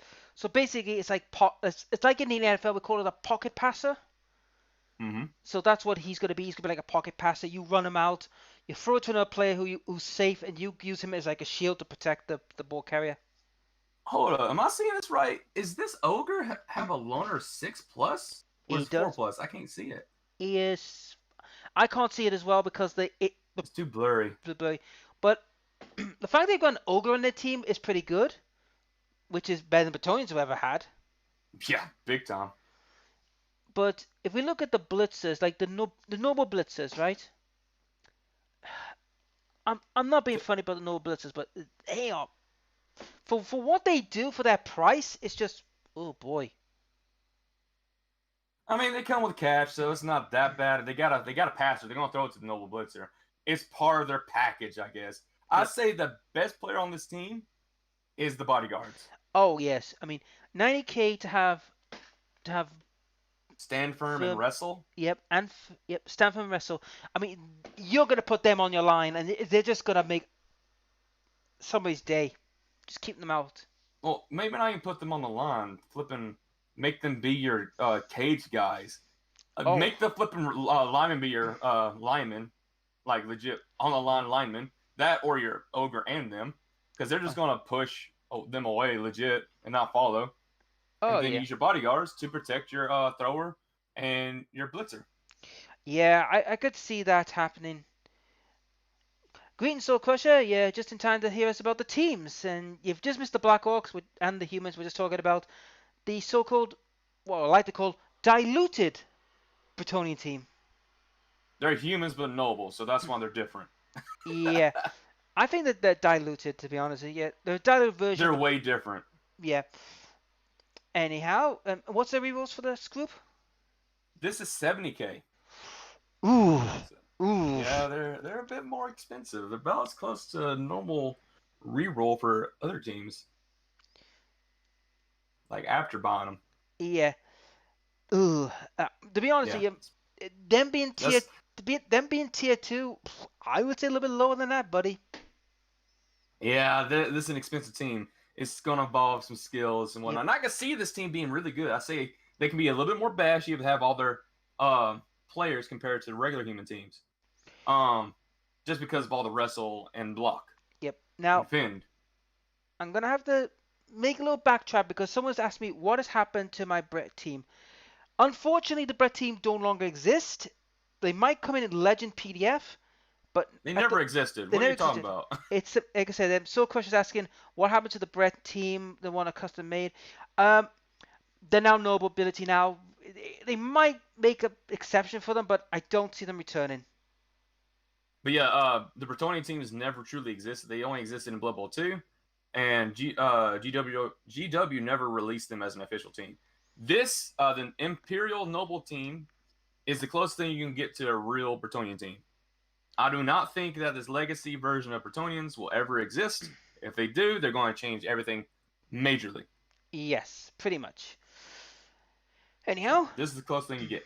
Yep, and also, Soul, if you missed this, we've got our halflings playing with humans. Yep, get to throw some things. Yeah, this will be interesting. Anyhow, let's move on to another team, and we're going to go with your favorite, the Chaos Chosen.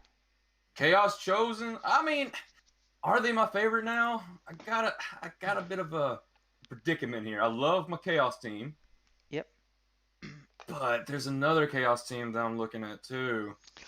But either way, let's talk about regular Chaos for now. Yeah, let's talk about regular Chaos. I know you're salivating at this other team, but be patient. Hold it back. Oh, man. I say the biggest change for this team now is the ability to choose different big guys. Oh, yes. And not only that, the marks, but we'll cover that in a minute, but the fact you can either have a Minotaur, a Troll, or an Ogre as one of your starting players, that's It's really freaking. big, dude. That's insane. It's literally you have one of choices. If you want an all-out brawler, you pick the Minotaur. If you want someone that's going to be sturdy, it's going to take a lot of punches, that's your Troll. Or if you want someone that's going to be stable and keep under control, that's the Ogre, pretty much.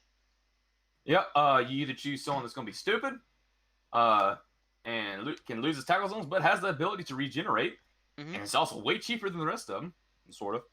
You could choose one that can lose his tackle zones, but does not have regenerate, has better armor, still punch like a truck.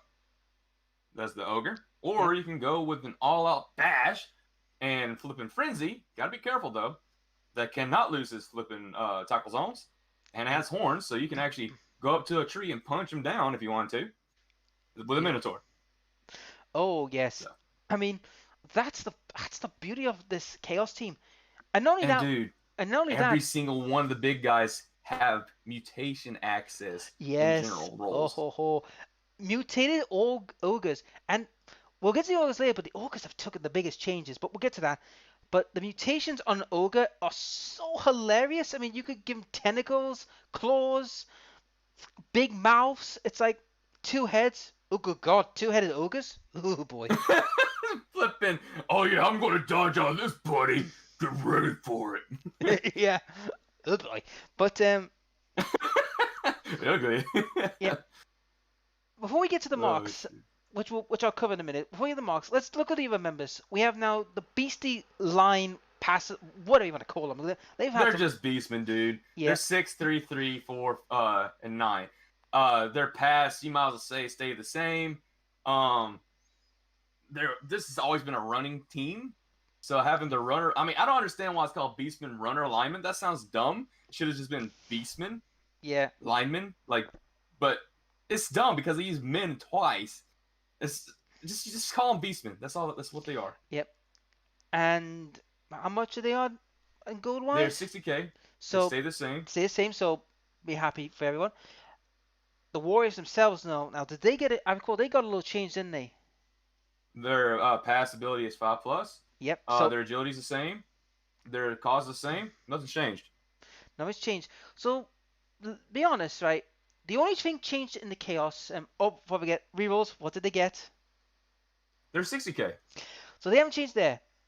But the newest thing for the chaos is the marks. Now this is the fun part. I know a lot of people asked, we want a Zinch team, Nurgle team. Well, now you can, because whatever mark you pick will decide not only what inducements you're allowed, but also some tricks could be coming your way if you pick a certain mark. Mm-hmm. Now, this is quite interesting because we're going to see a lot of people now playing with funky marks now, like Nurgle, Sanesh. It's going to be interesting, I feel. Undivided. Oh, yeah. It's going to be great. I say overall, this Chaos team has been buffed. Oh, yes. Main reason why is because you can choose your big guy. You can actually have a full strength team at the beginning. Yep. Instead of like one reroll and then all your strengths. Like, wait, what? No. Yep. Special kind of mutations, so possible. We don't know yet because they haven't gone in depth what the marks fully do. They only said so far it affects inducements, but they haven't said what else it does. So we're gonna have to wait. But I do hope to God that, like, if you take corn, you are automatically frenzied because you've gone total cray cray. Cray. Yeah. Oh man, we'll see what happens. If it's involving inducements, probably be certain special things involving them. Like you might see, you get a Nurgle Rotter for free or something for like 20K. I don't know. We won't know. But speaking of Nagul, let us dive into them. Nurgle. And to be honest, poor Nurgle, poor Nurgle. They got banhammered big time. Oh shoot, I'm trying to find him. Where's my Nurgle team? Hang on a sec. Yeah. Oh, there it is. Found him. Yeah, I've heard they've been banhammered hard.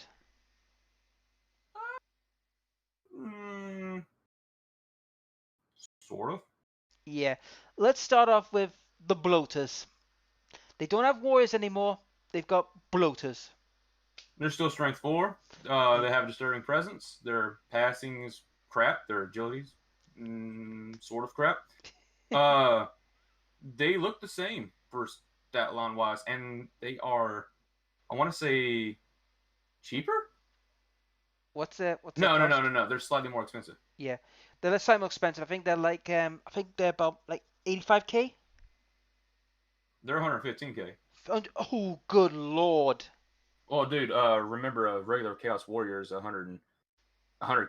Yeah, but 115k, it's like, Well, I ouch. think they used to be 120. That's why I'm saying they got slightly No, they cheaper, were or it might have been 110. they were 110. That's what it was. So they got slightly more expensive. But to counter that, the Rotter's only 35k. Yes, the Royals are cheaper, but if you look at their other stats though, oof. Yeah, Well, they got Decay and Plague Ridden. yeah. Decay sucks, but Plague Ridden is just the same as Nurgle's Rot. And they've also got the is he still the Beast Nurgle or is he the Spawner Nurgle? Because I don't know if he's It's changed. Rot Spawn, Rot Spawn. Ugh. which is like a Chaos Spawn, Yeah. but more Nurgle-like. Yeah. Mm, It's the same exact stat line. yeah. To be honest, this team's got and we got the Pestigors as well. Almost forgot about those guys. Pestigor's same. they haven't changed. They're going to be the main runners. I can tell you that because Yeah. their agility. Oh wow! I just now realized that Rotter's agility. They're 4+ instead of a 3+. Yeah. So the Rotters, the Rotters have now become nothing more than cannon fodder. They're just like say, right, we're just gonna protect the Pestigor and hope he doesn't get caught out while you're at it. This is literally a Rotter. They're like a zombie. They're just going to be there to stand in the way and die. Not Yeah. even try to live. They're just there to get punched. Yep. You'll be hearing a lot of and that's and what I've heard is they're a tier 3 team. They're tier 2. Tier 2. I think they're more like tier 3 because the, with the Rotters, Yeah, I can see why though, because they don't have much agility. yeah, and you're relying heavily on one player to Yeah, do if the you compare business. like Chaos, then I mean, Warriors can pick up the ball, and there's a lot of Beastmen that can do it too. Yep. While the Pestigors is only like what 4 of them, Yeah, there's only 4 Pestigors. and their rerolls? I think they've stayed the same in the rerolls. The rerolls for Nurgle is I just turned away from their page. I think it's 70. 70. Let me double check. Ooh. I might be wrong.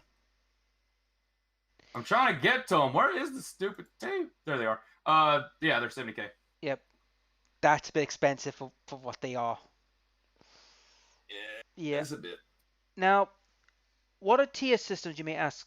Right. What tier is in the game is how good are they in league and tournaments. Apparently, that's what they're saying. That's what tier system is. By the way, Chaos teams are actually tier 2 as well. How are they tier 2? I don't know. Probably because they don't start off with any skills besides horns. Yeah. So it's basically difficult team to play. Yes, that's also another reason as well, but it's mainly how good they're going to be in general game. Speaking of which, Yep. let's move on to the last chaos, the one you are salivating to have a go at, the Renegades. Oh yeah, I've already played them a little bit in Fumble, and they are really fun to play. But instead of choosing one of 3, you can have 3 big guys, and you can also, instead of having only like a troll, ogre, and minotaur, you can have a red ogre as well. Yes. Which I doubt you'll ever choose a red ogre over a minotaur. Yes, a red ogre in a chaos renegade team, along with human linemen and human throwers. Human thrower. Yep. And there's also a renegade goblin, a renegade orc, a renegade skaven, a renegade dark elf. Anything else? And a renegade troll, renegade ogre, renegade minotaur, and the renegade red ogre. Now, keep in mind, everyone, the renegade team have animosity against each other. Everyone besides the human lineman. Yep. But it's interesting, they've brought in this team to be used in the normal Blood Bowl League. Does that mean we're going to see them actually in the normal leagues in Blood Bowl? In Blood Bowl 3? I hope so. I hope to see them in Blood Bowl 3. I expect them. and I'm hoping because I love chaos, and this is a team that I want to play. Yep. So anyone who's a Chaos fan, and if they do make it to Blood Bowl 3 as Oh a shoot, playable team, this could get interesting. dude! Flipping this like the old Renegade one didn't have a Renegade human thrower. They had everything else, Yep. and just minus the Rat Ogre. But the Renegade human thrower has pass and safe pair of hands. He's not bad, but to be honest, I would rather. But his pass skill is 4+, if I recall. His pass skill is 3+. 3+. And the Dark Elf is 2+, isn't he? 3+. 3+. It's a very hard decision to make with the two because they both have legitimacy to become like the better like passer. Oh, if I was gonna make this team, I'll get my 3 big guys. Mm-hmm. I'll get my Orc. I would probably get my Dark Elf. And looking at price wise, I'll probably get a Skaven and then lineman. I wouldn't even worry about the thrower. Yeah. So yeah, Chaos Renegades have a lot of toys and tools to play with, and the rerolls is 70k. How many K? 70. Yep. So 2 rerolls and pick what you want. Yep, and they have the same special rules as regular chaos. The only difference with Renegades is though they don't have the marks. That's the only thing they don't have. You sure? Yeah, they don't have special rules favored of choose either Chaos Undivided, Khorne, Nurgle, Slaanesh. Oh shit, they have the marks? Oh good lord.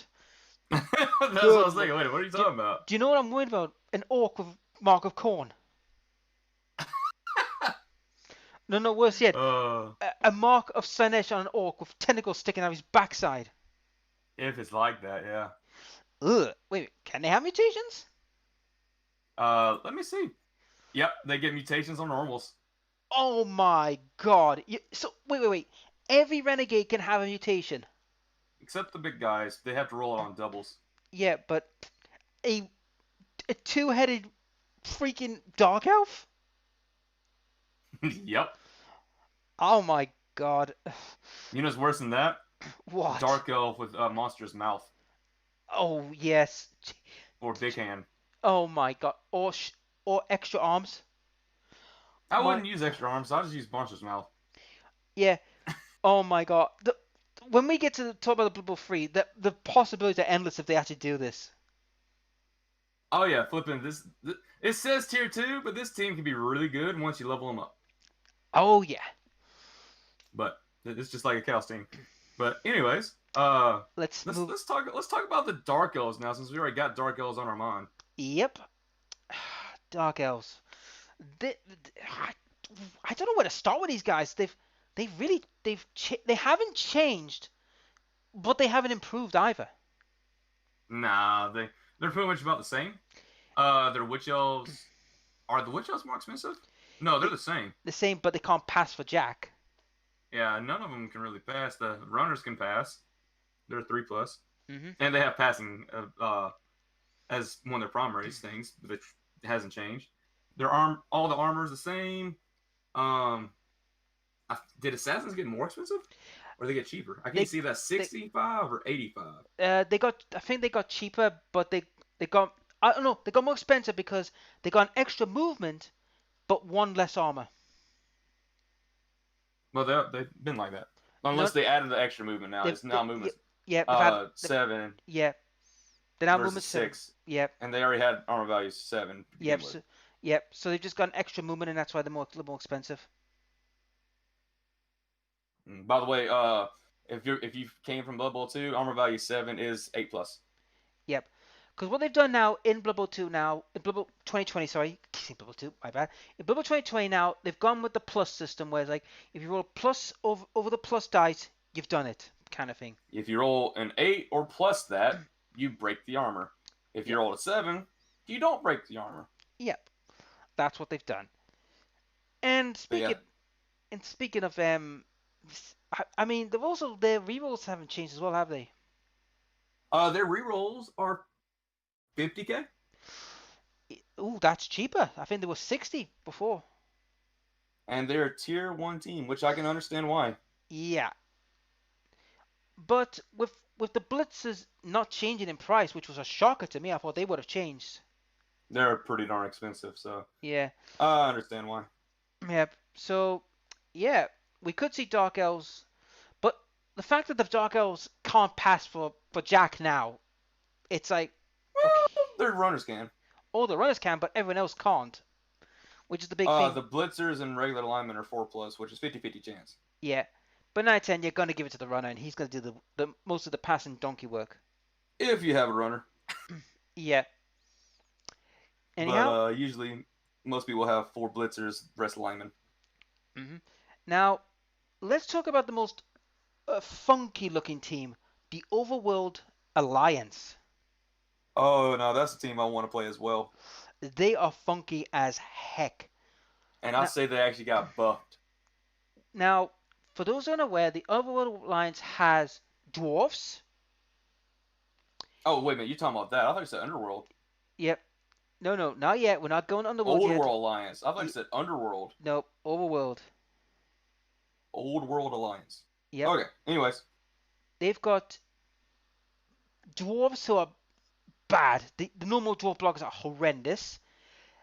They've got halflings, dwarf slayers, ogre, and the other humans, but all of them with animosity. Yeah, all the humans have animosity besides the regular linemen. The halfling has animosity. Yep. But the dwarves have loner +3. And also. And they can choose between 2 different big guys. Yep. The treeman or the ogre. Which they both have loner +4. Yep. So. Or 4+, whatever. Yes, you heard that right, everyone. A treeman in a human team with dwarfs. And that human team, like that treeman has timber as well. Yeah, that is terrifying. Can you imagine that? A dwarf, 2 dwarf slayers and a treeman in your front lines. Oh, good God. Sounds pretty good until that treeman decides to start drinking some water. Yeah, but still, I mean, a treeman is going to be more stable in, doing stuff. You know what I mean? He's going to be more stable. Oh, yeah, he's going to be way more stable because he can actually stay in the front line and not get chopped down to size after, like, his brother dies. Yeah, and that's what's scary, guys. I mean, we're going to see. We've got a treatment with a human team. Can you imagine how good that is, reality-wise? And dude, I haven't actually looked at the dwarf team yet, but it shows that these old world dwarf blockers, or not blockers, blockers. They have armbar and brawler, dude. Yeah. They don't have block. They don't have block, and that's a worry because that really hurts them because they are. I think they're like what, 70k each. They're 75. Ooh, to be honest, they might. I mean, they've got armor. They can take a punch, but still, it's. Ooh. Well, they got brawler, dude. So remember, that's both down reroll for 1 die. Oh yeah. But they have loner, so brawler can help out a little bit since that loner's there. Oh yeah, it can help out, but the biggest problem I feel is the animosity. That's where some of the problems are going to lie for the overall team. No, it's the loner +3 on the dwarfs. True, but the thing about you can get dwarf slayers, which is pretty brutal because it will make your blitzers for the humans a bit more like have less work to do and not be pushed about. Well, you can only get 1 human blitzer. Ooh, well, there's your ball carrier right there.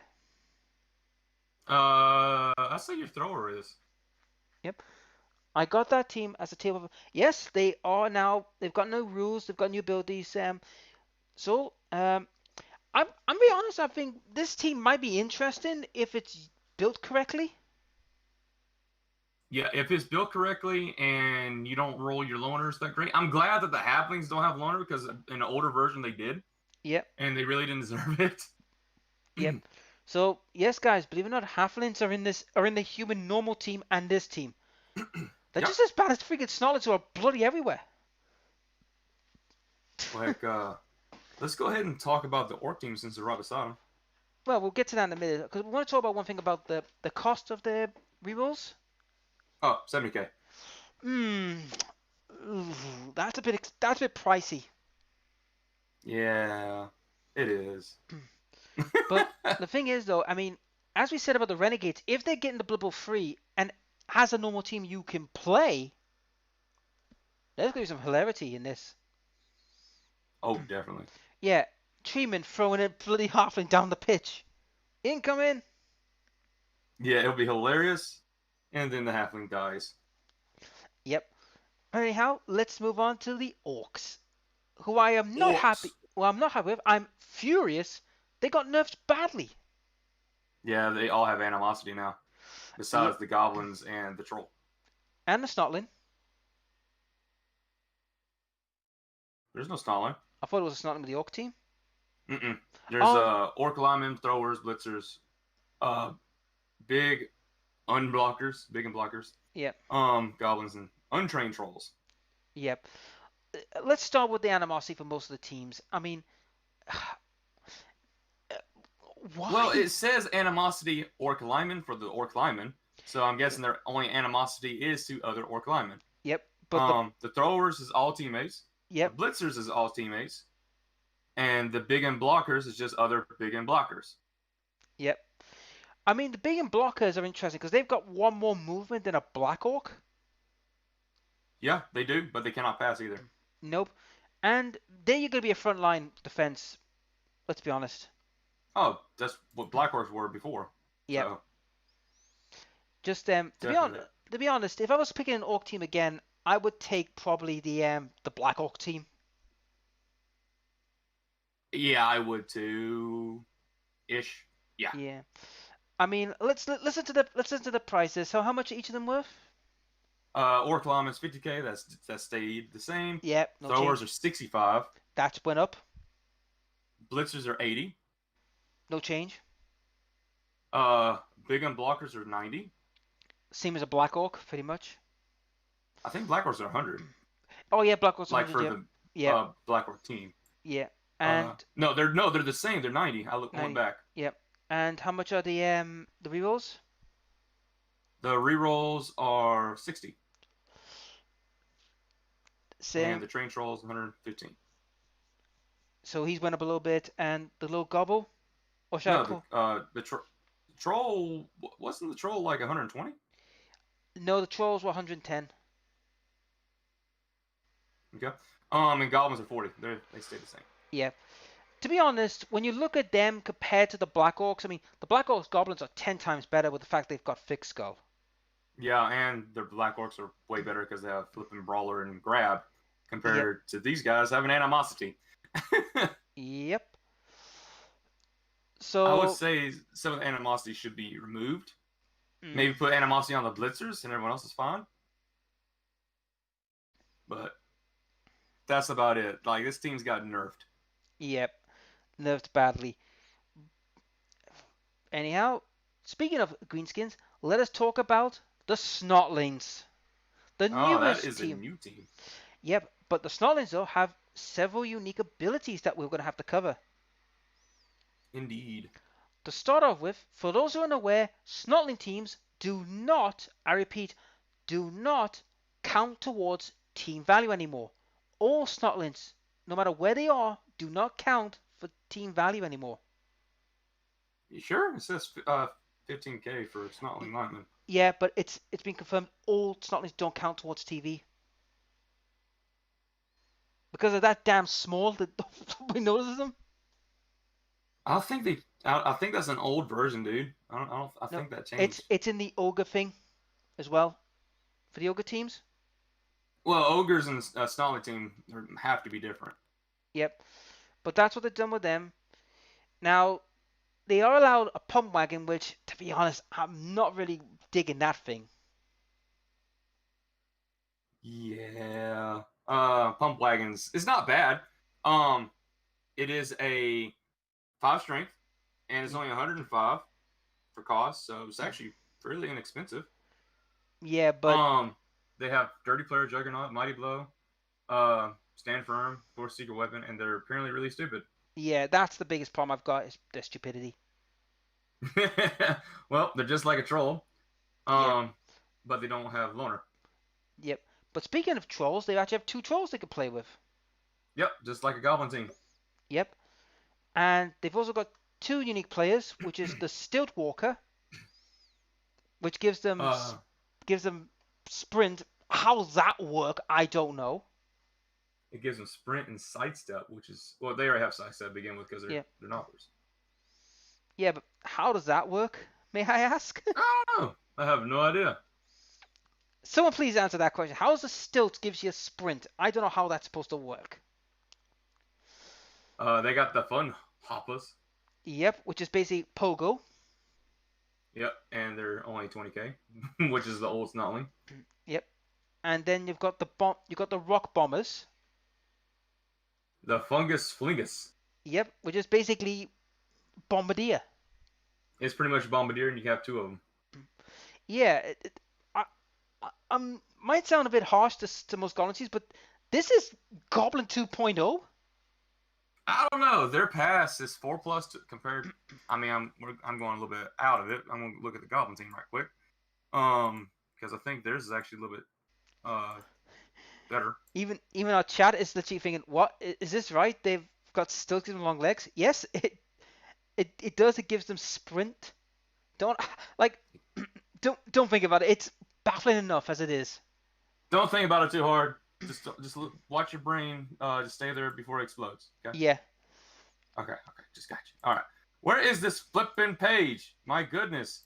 I have it here. I know I do. Here it is. Goblins. The bomber. Never mind. They have 4+. So basically, I take it back.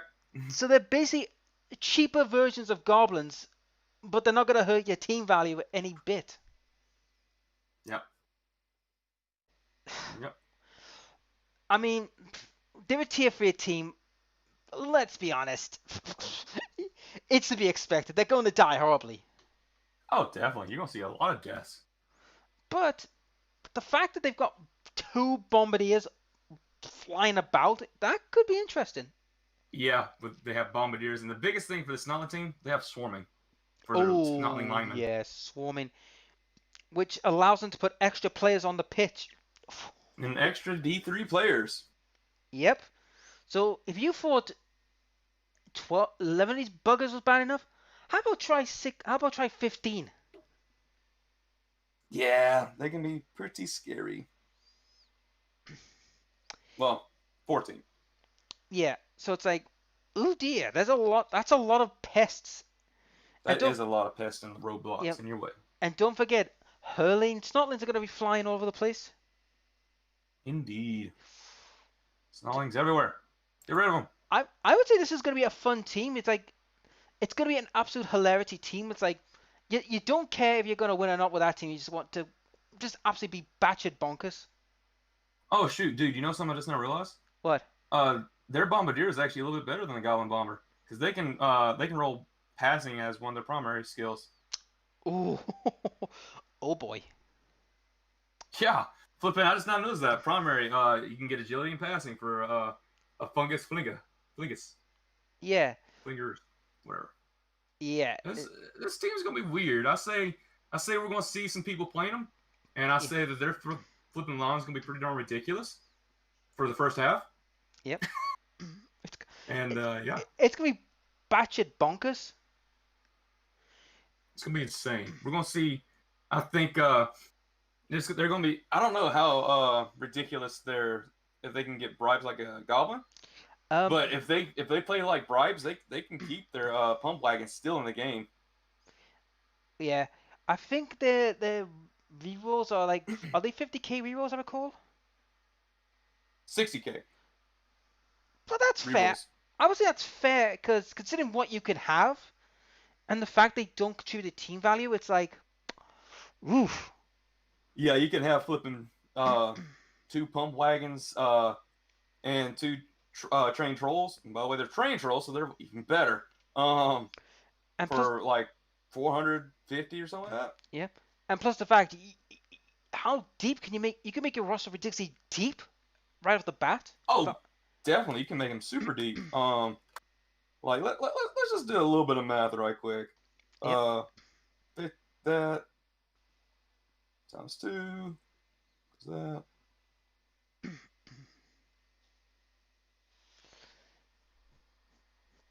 I mean, it'll be 440k for all your like high strength guys. I mean, you can get nothing but flipping Snotlanes after that and still be great, or you can get other things and still be good because they're all cheap. Yep. So we could see Snotlanes being a right nuisance of a team, but they'll probably die horrendously as well. Oh, definitely, guaranteed. Oh yeah. Anyhow, But that's a fun team. Yep. Moving on to all things green in the guilds, let's talk about their counterparts, the Goblins. The Gobos. I'm a Goblin main, and I say that the Goblins got buffed big time. Yeah, considering the fact as well that their bombardiers can have their bombs explode in somebody's hand if they catch it. Yep. It's not bad with the Mighty Blow addition. But I say the biggest, well, two of the biggest things for this team on why they are so good. Number one is the trolls, they're trained trolls. Yep.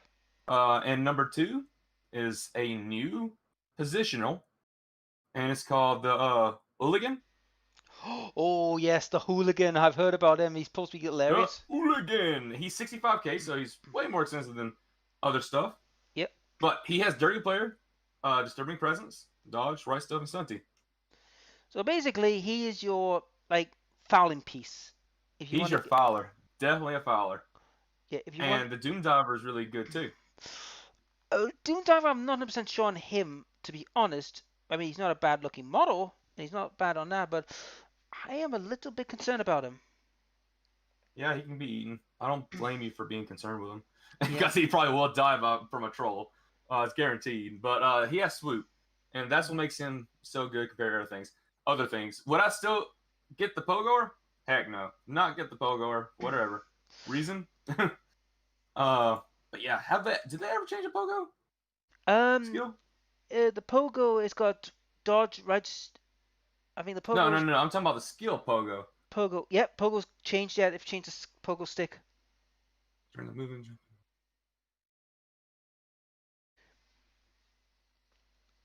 Oh, they can jump over prone players. Yep. Now, that's well and good and all. And to be honest, I kind of feel that the Loon might be like challenged for his position. What, the Looney? Yeah. Because with what? well, hear me out. Fanatic, you're always going to take a Fanatic, right? No doubt about it, you're going to take a Fanatic, right? Fanatic's the ball and chain, dude. Yeah. Like, if you're going to take sealed weapons, you're going to take the Fanatic regardless, because he is a strong piece, right? Sort of. But the fact that the Bombardier has that, like, potential to cause utter carnage with that plus one Mighty Blow over the Chainsaw doesn't have it. You sure? Yeah. So you're telling me you take a bomber compared to a Looney? Well, yeah, because you think what the bomber can also pick up the ball and hurl it if he wants. He can pick up the ball and he can pass the ball. Yes, you're correct about that. And plus, I'm a Goblin main here. There's 2 things I need to burst the bubble with. Number 1, the bomb is 45k compared to 40k. I like the Looney. Yeah. Number 2, Looney is your Blitzer / Fowler, main Fowler, because that chainsaw removes 3 armor value, and you don't have to worry about blocking. True. So, what would you take? A 1 minus from armor or 3? Yep. Oh. There's a chance for both your bomber or your Looney to get hurt, but there's more chance that your Looney is going to be successful compared to your bomber. Yep. And also, I've been looking at some of the leaks because I managed to find some leaks. For those who are star player bound, Ripper is not in the book. He's not there. Not in the book. So that means Ripper no longer exists. They're replacing with something. Have to be. Yeah, they do. They replaced it with something. But yes, for those who are Ripper fans, he is not there anymore. However, we are assuming that he might make an appearance in a special book. Yep. He might. Probably not. We'll find out. Who's the troll replacement? None. There's no troll replacement. He is gone. Kicked out. A lot. They're definitely probably going to replace them with something that's Yep. equivalent to them. Yep. It's just they're probably thinking that Ripper is number one, probably an old model, and number two, they could probably make something even more creative. Yep. And plus the fact he's not the only one. There has been a lot, and I repeat, a lot of star players have been phased out for now.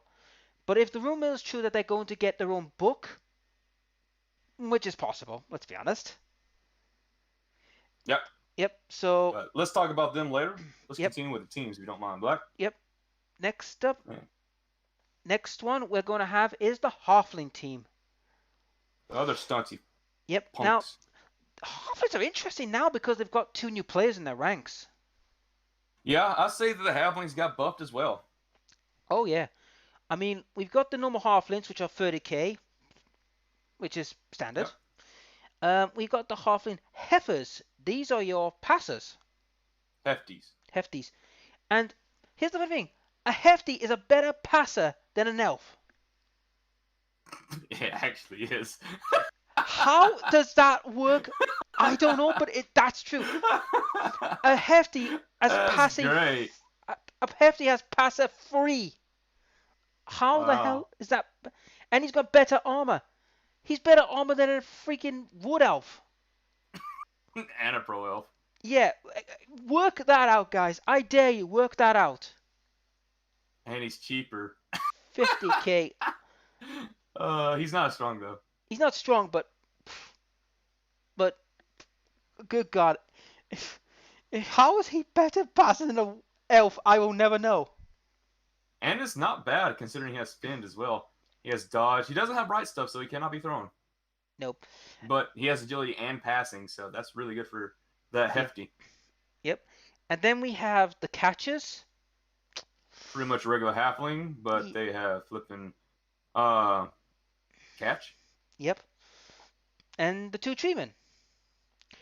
Didn't change. They still have timber. Yep. And they do not have loner. Nope. And they also have actually.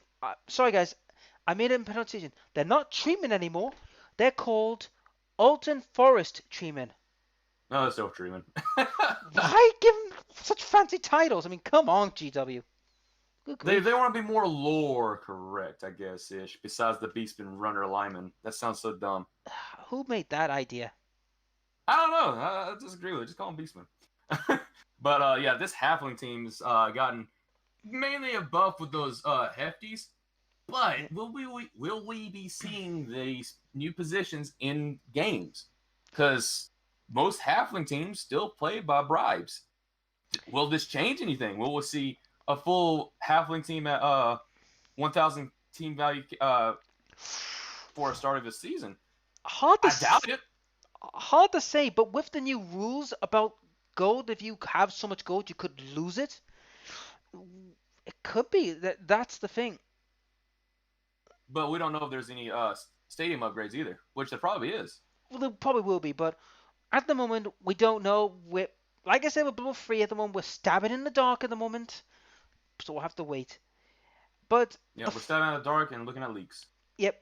But the thing is, though, the fact that the Heifer is better in passing than an Elf, it just boggles my mind. Yeah, that's hilarious in my opinion. Absolutely hysterical. Anyhow, shall we move on to another team? Sure, let's move on to some more short people. Let's move on to the dwarfs if you don't mind. They got... The dwarves, how are we going to describe them? They've been a little bit nerfed, but not nerfed enough, kind of thing. Not nerfed, no. They're still OP. Yeah. So let's start off with the blockers. They've never changed, except they're like 5k more, aren't they? Now, that's all I think changed. They're 70k. 70k. So they've not changed much. Slayers, still the same, but they've... I know they're 95. They're 95, so they've had a price hike. The runners, blitzers, they've had a price hike. I know that much.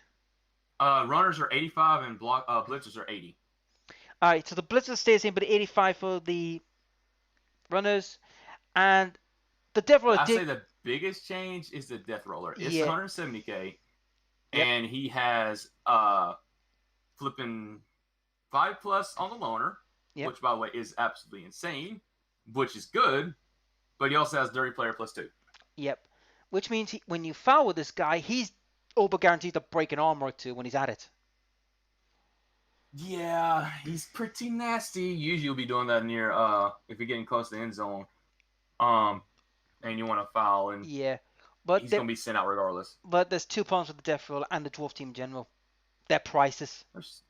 Their prices, they're slow, and the rerolls are actually cheap because they're only 50k. Yeah, but you think about it, right? 9/10, you're not going to see a Death Roller in a starting team unless you're willing I to don't send. know that flipping. We have a guy named GW Rules, and he started with a death roller. Yeah, but you got to remember though, he didn't take the Blitzer. He got rid of one Blitzer and one Slayer to get it. Yeah, that is true. But with these extra price hikes now, it's like, oh, it's like, are you willing to risk having no rerolls to get this Death Roller? But at the same time, are you willing to take? Are you willing to go for a stable team and get Death Roller later? Yeah, it's the thing that you're gonna have to decide. Yeah. And hopefully you don't lose any dwarves because of all these new mutation access things. Yep. And plus the fact as well, with now the new rule that stops God in its tracks. Oh boy. Oh boy, we'll find out what happened to this dwarf team in Blood Yep. Bowl 3 or anything Yep. else. For those who are unaware who have just joined in, yes, there's a new skill that stops God in its tracks. So this could get a bit complicated for the dwarfs. Oh yeah, you talking about that flipping agility skill, right? Yep. Yeah. Yeah, there's a agility skill called defensive or defense, whatever it is, that can remove the guard skills if they're both next to each other. Yep. Oh boy. Pretty good. It's gonna be I interesting. wonder what will happen if you have guard and that skill together. We'll cross that bridge when we get there, I would say. Or can you get both of them? Oh man. Oh boy. But dwarf wise, yes, they're still a strong team, but they're gonna have to be more looked at carefully how you're gonna make them. Indeed. But let's go ahead and get this other team done and over with, because not much changed with them, if you don't mind, Black. Go right ahead. That is the Elven Union team. Well, yes, there haven't been much change with them except for a few price hikes in their blitzers, I recall. Their blitzers is 115k, which is more than what they were. Yep. Their throwers is 75, which is more than what they were. Yep. But they can still do their LPS because their throwers are 2+2+. Yep. For throwing and regular agility. Of course, they're elves, so their agility is 2+. Their blitzers is not bad for throwing either at 3+. Yep. But however, rest of the team however can't throw for jack either. They're both 4+. Yep. So they're 50-50. Yep. Not the greatest in the world, but not the worst. It's probably the better throwing team compared to the other teams. Oh yeah. But here's the caveat: the high cost. That's gonna hurt them. It's not too bad, considering they don't have any big guys. Their blitzers are more expensive.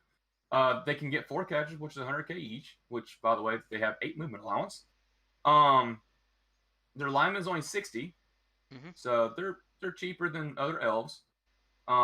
They're actually the same as a beastman, and so I say we're definitely going to see the 2 blitzers. We're going to see probably a thrower, 1 catcher, and lineman. Yeah. It's probably what we're going to be seeing in 2 rerolls. No apothecary. Yeah, I think we'll probably see that. Yeah. Elven Union, not much of a change. Yeah, they will be a top tier team to deal with late life, but if they don't suffer like a beating early, we'll have to wait and see. I say like what they put. They're a tier 2 team. It depends. Like they gotta flipping. It depends on the people that they fight, and it depends on how many injuries they sustain. It's a attrition game for them. Oh yeah. Anyhow, let's move on to another team. A team I want to talk about, and a team which I declared to you last night the most broken team currently going in Blood Bowl. The Skaven. The Skaven. Yes, Skaven. Yes. These guys are ridiculous. How broken these are. Well, their brokenness kind of is not as broken anymore. Well, let's start off with the fact that the Skaven Clan Rats are 50k. They haven't changed. Yep. The throwers, yes, they're 5k more expensive, but they got a pass of 2. and their gutter runners are cheaper Yes, cheaper by by 5. 5K. Yes. And they're pretty much the same. However, for those who are unaware, there was a change to the stat rules. There was a change. I forgot to mention. You can only go up once on each table. Mm-hmm. So you can't have these ridiculous 13 movement Skaven guys. Talking about 10 extra movement. Yeah. Well, you can only go up once, and that's all the gutter runner needs. Yeah, but I think the pitches are a little bit bigger now. They're like 14 instead of 13. Are they? I think they've made them a little bigger. I'm not 100% sure, but we'll leave it at that for now. But the fact is, right, the gutter runner's cheaper is quite scary. It is quite scary. Yeah, it is slightly bigger. It's 13 instead of no, it's always been 13, right? For one side of the field, it's 13 spaces. Yep. It's 13 spaces normally, but 12. Wait a minute. So usually you need like it's 10, then you get 2 of those. That would be a 1-turn touchdown. No. You need that and sprint. So no, they didn't change anything for the field length. all right. I know they said they've tried to make them like harder for them to get 1-turn touchdowns. I don't know what they've done, but it might be in the skills or something. But whatever the case may be, the fact is though, the gutter runner being 5K cheaper, that's a big thing. Yeah, it can be big time. However, this also brings up another problem though. The Rat Ogre, he might not get much play now because of his new rules. He's never got much play. Not many Skaven, like good Skaven people pick him. Yep. And now he's gotten a little bit worse. I don't think they will ever pick him anymore. Yeah. Because of his new skill, Animal Savagery. For those who've missed what we explained about Animal Savagery means that on a roll of a 1, if there's a player next to him, he bashes him. Yeah. And his teammate. Yep. So your teammate can get killed by your own player. Yep. 50k, Which sucks. 50k rerolls. That's average. Oh yeah, it's fine. It's actually cheaper. Yep. Than most of the other ones. And the Blitzers, no change. They're pretty much the same. Yeah, Blitzers are the same. And they used to have a thing called Weeping Daggers. Yep. Which they do not have anymore. No.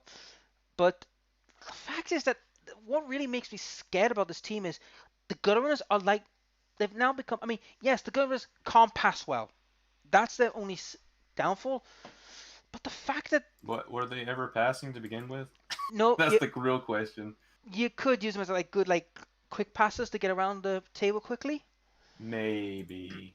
But now that they've got, like, 5 cheaper and you've got now a thrower who is now more worth his salt now, being like +2 for passing. You're going to see a lot more passers now going to make their debuts now more prevalent. Yeah. Passing, like the skill change, will be making passes a lot more risky. So we'll see what things do and how things will work for that.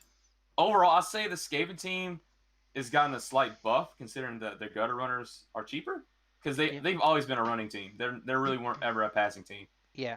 I mean, in Blood Bowl 2, you would see gutter runners passing to each other. So I say that the throwers equivalent team spot is a little bit more there. Like, you probably see one thrower now, and compared to like nothing but gutter runners. Yep. So you might see one thrower and 3 gutter runners now instead of all 4 gutter runners. Yeah. And this will be a team to watch out for, I would say, in the coming years. This is still a top tier team, straight up. Oh yes. So let's move on to another. Should we move on to another team? Sure. Let's move on to their Brethren Underground. Oh, one of the and I've said this before. One of the most unique teams now, the Underworld. Yes, very, very unique. They also got a bit of a buff. Yes. And their buff is weird because, they got a nerf and a buff. Their nerf, they lost a Blitzer. That's their nerf. But their buffs, they got a Gutter Runner. Yep. Same price as the Skaven one. Yep. And they got Snotlanes. Now, you're probably thinking, Snotlings a buff. Sounds a bit weird. Well, they got swarming. Yep, they got swarming. They don't contribute to TV, and they're good cheap replacements if you need, like, if you're in a pinch, you just bring them in. And say, oh, here's some cheap replacements. And Yeah. and hurl them with the troll.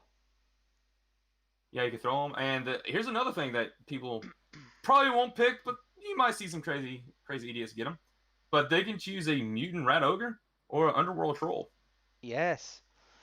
And by the way, every single flipping position has mutation access. Yes, every one of them has it. So the Snotlings have it as well. Oh, good God. I hate to see a Snotling with 2 heads. Ugh. No, the scariest part of this is the gutter runner. Oh, yes. A gutter runner with big hand Or more. and 2 heads on normals with block. Ah, it's disgusting. Oh, yeah. This is we're not joking on this, guys. This is Underworld can be ridiculously powerful if they get a few games under their belts when they're not murdered. They're going to still get murdered, but they're going to have a little more roadblocks in the way of their snotlings. Oh, yes. So I say this team got buffed. They got a small nerf with their, losing their Skaven Blitzer, but get another clan rat. Not the worst thing in the world. Yep. So, yeah, not too shabby, in my opinion. Next. And their rerolls 70k, so they're a bit more high. Yep, and most of the team in that group is pretty much the same. Only the Gutter Runner and the Snotling are just, well, they're just the new additions. Yeah, the Gutter Runner's new and Snotlings. Like I said, I say the Gutter Runner's really good, but having those Snotlings with that swarming bit is gonna be great. Yeah, I mean, if you buy like 4 Snotlings in your deep roster and you bring one out and suddenly swarming, there's no free mode just came out. It's like, crap. But I highly doubt that anyone will be picking that rat ogre for that team. They'll be picking that troll, guaranteed. Damn right, yeah. Anyhow, speaking of underground, let's talk about a team that's normally 6 feet under, the Undead. Undead, yeah, it's not bad of a team. They haven't had much change as bar the mummy and the ghoul who've been made a little bit more expensive. Yeah, the mummies were more expensive, aren't they? Yep, they're now 125k. Mm-hmm. And the ghouls are now 75k from their 70s.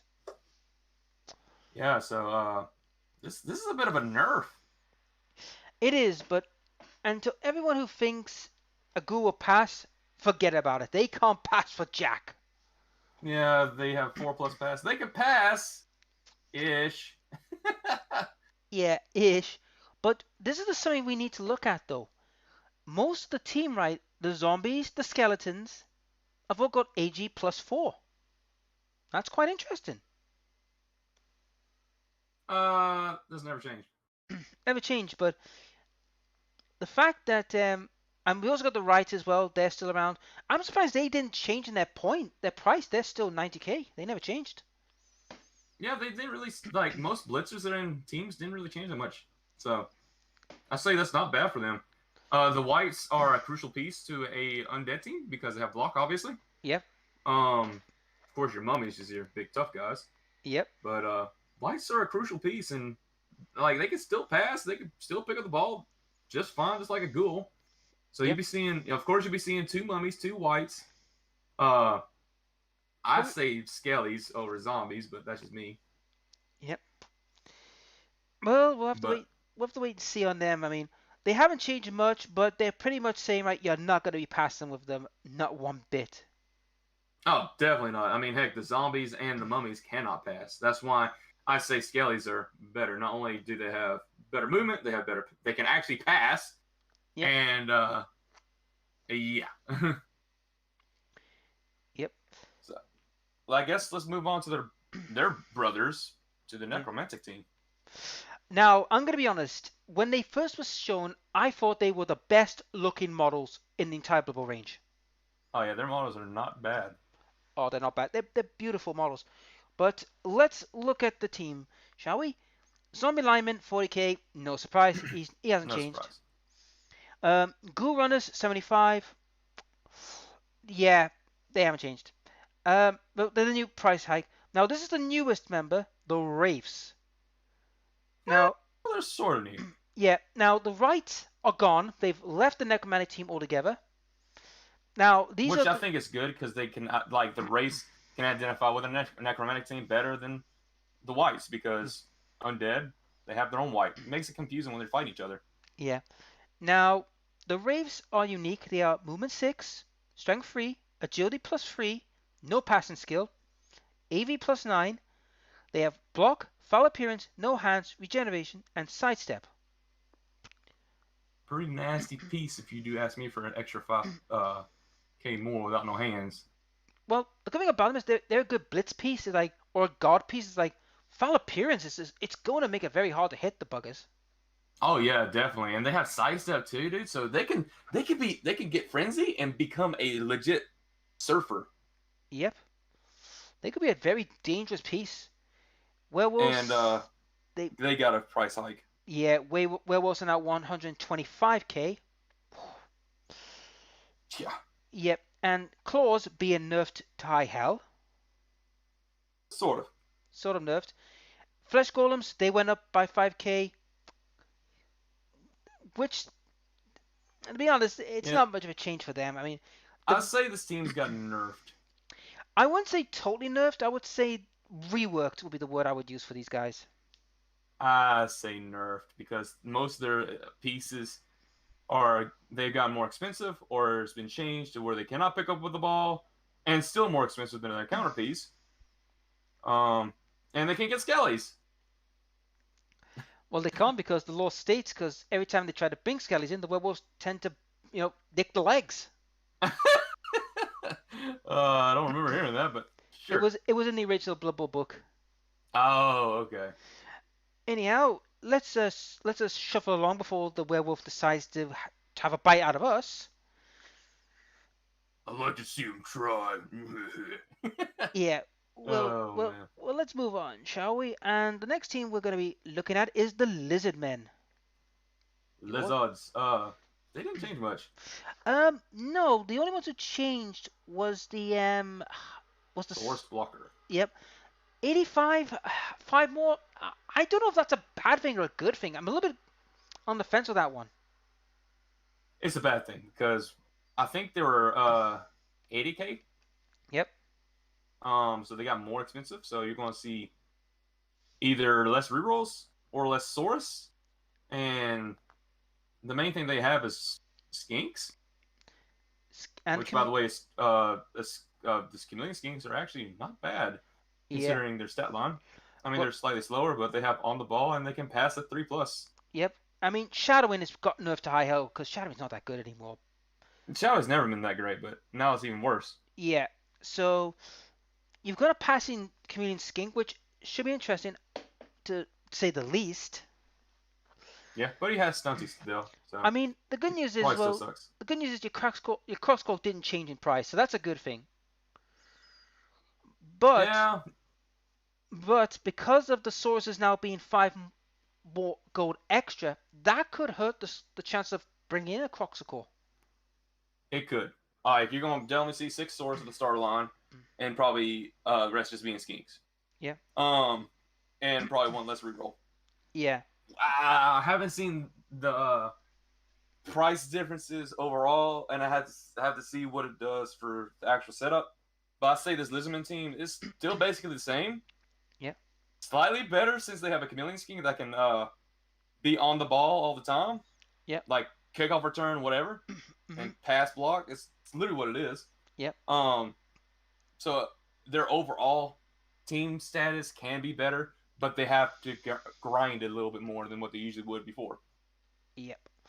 I believe so. I mean, they'll probably still be a decent team, but they're going to struggle. They're going to struggle early. The rest of the time will be fine.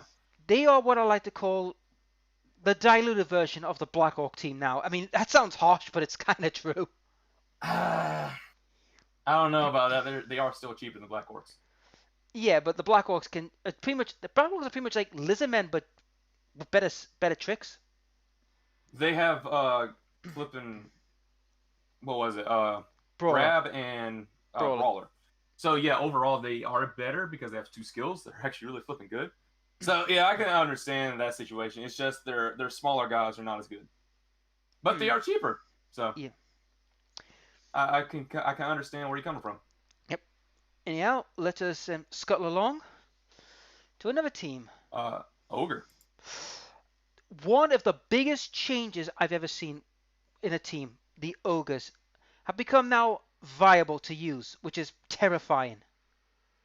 They have a flipping ogre front runner.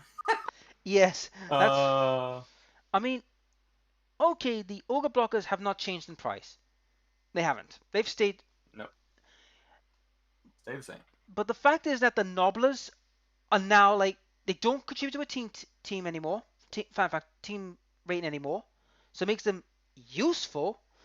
But also the fact is that they've all got pass the Orc run punter has got a passing of 4. Yeah, you can be It's seeing some nobbler throws.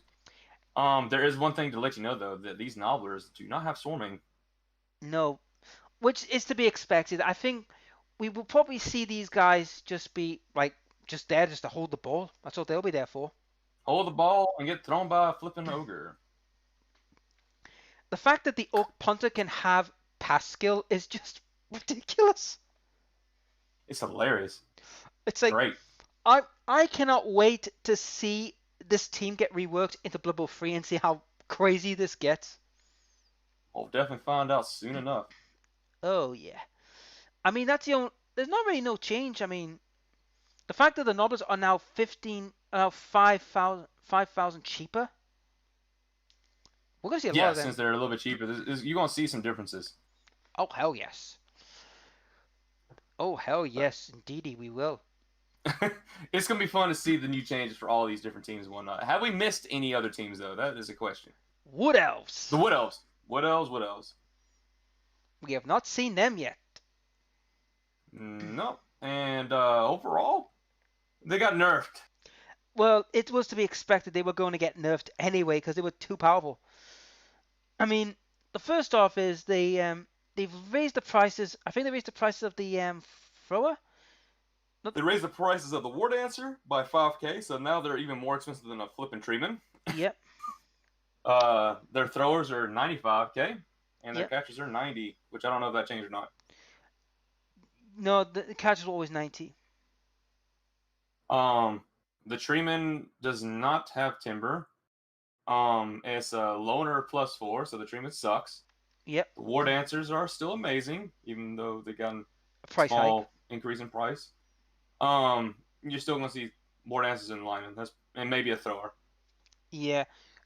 I mean, the rerolls are still 50k, which is a good thing, but I kind of feel that the extra 5k in the thrower and the war dancer is going to force a situation that if you want the treemen and the war dancers, you're gonna have to drop the catcher and the thrower to get that lot. Or if you want the thrower and the catchers, you're gonna have to drop the war dancers to try and get the treemen. You know what I mean? You're not gonna drop War Dancers on a Wood Elf team, I guarantee you that, because that's what makes their team. You're gonna have 2 War Dancers, maybe 1 thrower, Yep. 1 reroll, lineman. Yeah. I mean that passes too, but the funny fact that the war dancers have got a passing of 4+ is freaking hilarious.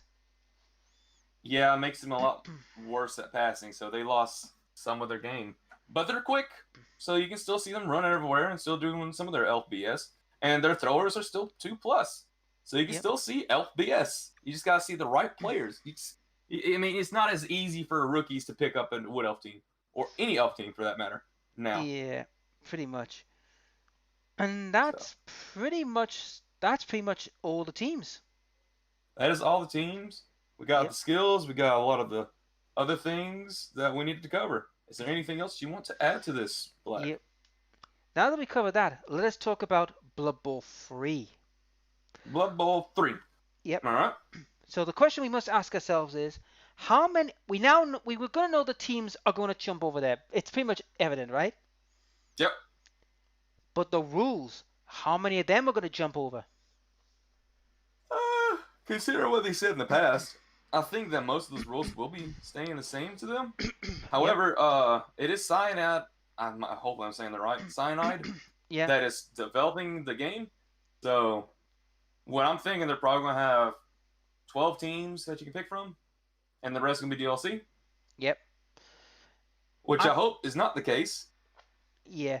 I mean, But we do know that GW has come out and confirmed more teams are on the way. When that happens, we don't know. well, I'm not talking about GW. I'm talking about Cyanide. Because, Yep. like I said, they're probably have 12 teams starting off. Straight up. Yep. Guarantee you that. Mhm. It might be even less. I hope not. And Big Ben is the developer. Or not Yep. developer, but the publisher. So Yep. they might not even allow them to do that. Yeah.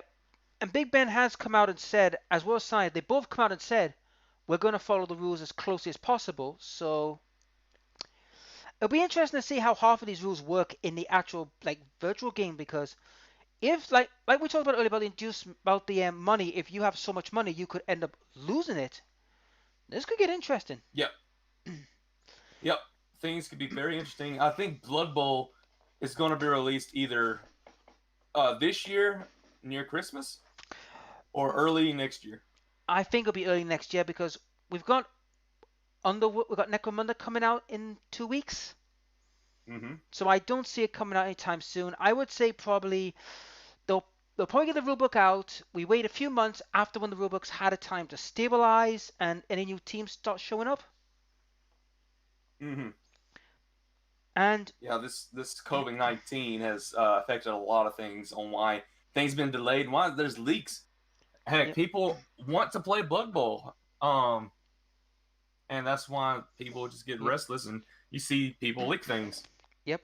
And the question we must ask ourselves as well: what new teams are coming? Because they have stated new teams are coming, but who are they? I'm That's hoping a Beastman team. well, technically you can do that with the Chaos team anyway. Oh man, but I still hope a legit Beastman team. We see Centaurs, Beastmen, Minotaurs, Pestigors. Oh, I that's what I want to see. I mean, we'll probably see some of the legends make their returns, such as, like I High said, Elves. High Elves, the Norse, hopefully Kislev and Chaos Dwarfs. Chaos Demon Team, We'll hopefully see them. it's possible, but I wouldn't hold my breath at the moment. Wait, which team? Chaos Demons. No, we're not gonna see those. The reason But why I say that, I mean, yes, there's Nurgle, but since there's like the Chaos team, and there's different marks, I doubt we'll see other Chaos demons. We might see Khorne since they've already been released as a thing for Cyanide and Blood Bowl 1. That's a possibility, but I doubt we'll see any demon teams. yeah. There could be other teams coming. We don't know yet, guys. We'll have to wait until GW decides to release them. I mean, the fact that Snotlanes are in the actual rulebook means that they're pretty much. I'm going to be honest. All the teams that are in the rulebook are the likely teams that's going to be in the main game, right? Which is, it's pretty much evident. You know what I mean? Mm-hmm. Yeah. But as far as any new teams, I don't think we'll see them until probably like a DLC when we got like 4 or 5 new teams that are getting reworks. Indeed. I mean, we could see a Ragnar team, which is like, all the Ragnarok spiders and all that. That'd be hilarious. That would be funny. I doubt that'll happen, but that'd be pretty interesting. The return of Khemri. I doubt it, Soul. I don't think the Khemri will make a return. I think they're one of the few teams that's probably going to get phased out. Yep. They're probably going to get phased out. If they're not, if they stay, that'll be surprising. But hey, any of the legacy teams can make it. I say probably the least likely team to make it is the Amazons. Yeah, like we said earlier, Kislev, the Chaos Dwarfs, and the Norse teams are likely to return because of the old world game that's coming out, and they'll want to cash in on that. So, yeah, but everyone else, we'll have to wait and see. I highly doubt the Amazons will ever make it because number one, they weren't really ever part of the lore, and number two, they're kind of broken already at the beginning of Blood Bowl. So, yeah. Have you got any more things to chime in, Gladiator? I think we covered most everything we wanted to. Yep. So, everyone, what do you think in the comment section? Please leave a comment after this video. And if you like these videos, please like, share, and subscribe. Subscribe to my friend's channel, which is Ink Knight. or the YouTube. Or just go to, if you want more Blood Bowl, just go to the Hub channel, which is flipping lagged out YouTuber League or something like that, or just call it lagged out, whatever. Yep, the lagged out YouTuber League and all that. And also keep watching our matches because more and more matches will be coming. So if you like the videos, please like, share, and subscribe. Ring the dinner bell, and we'll see you in the next Blood Bowl and discussion videos. Later.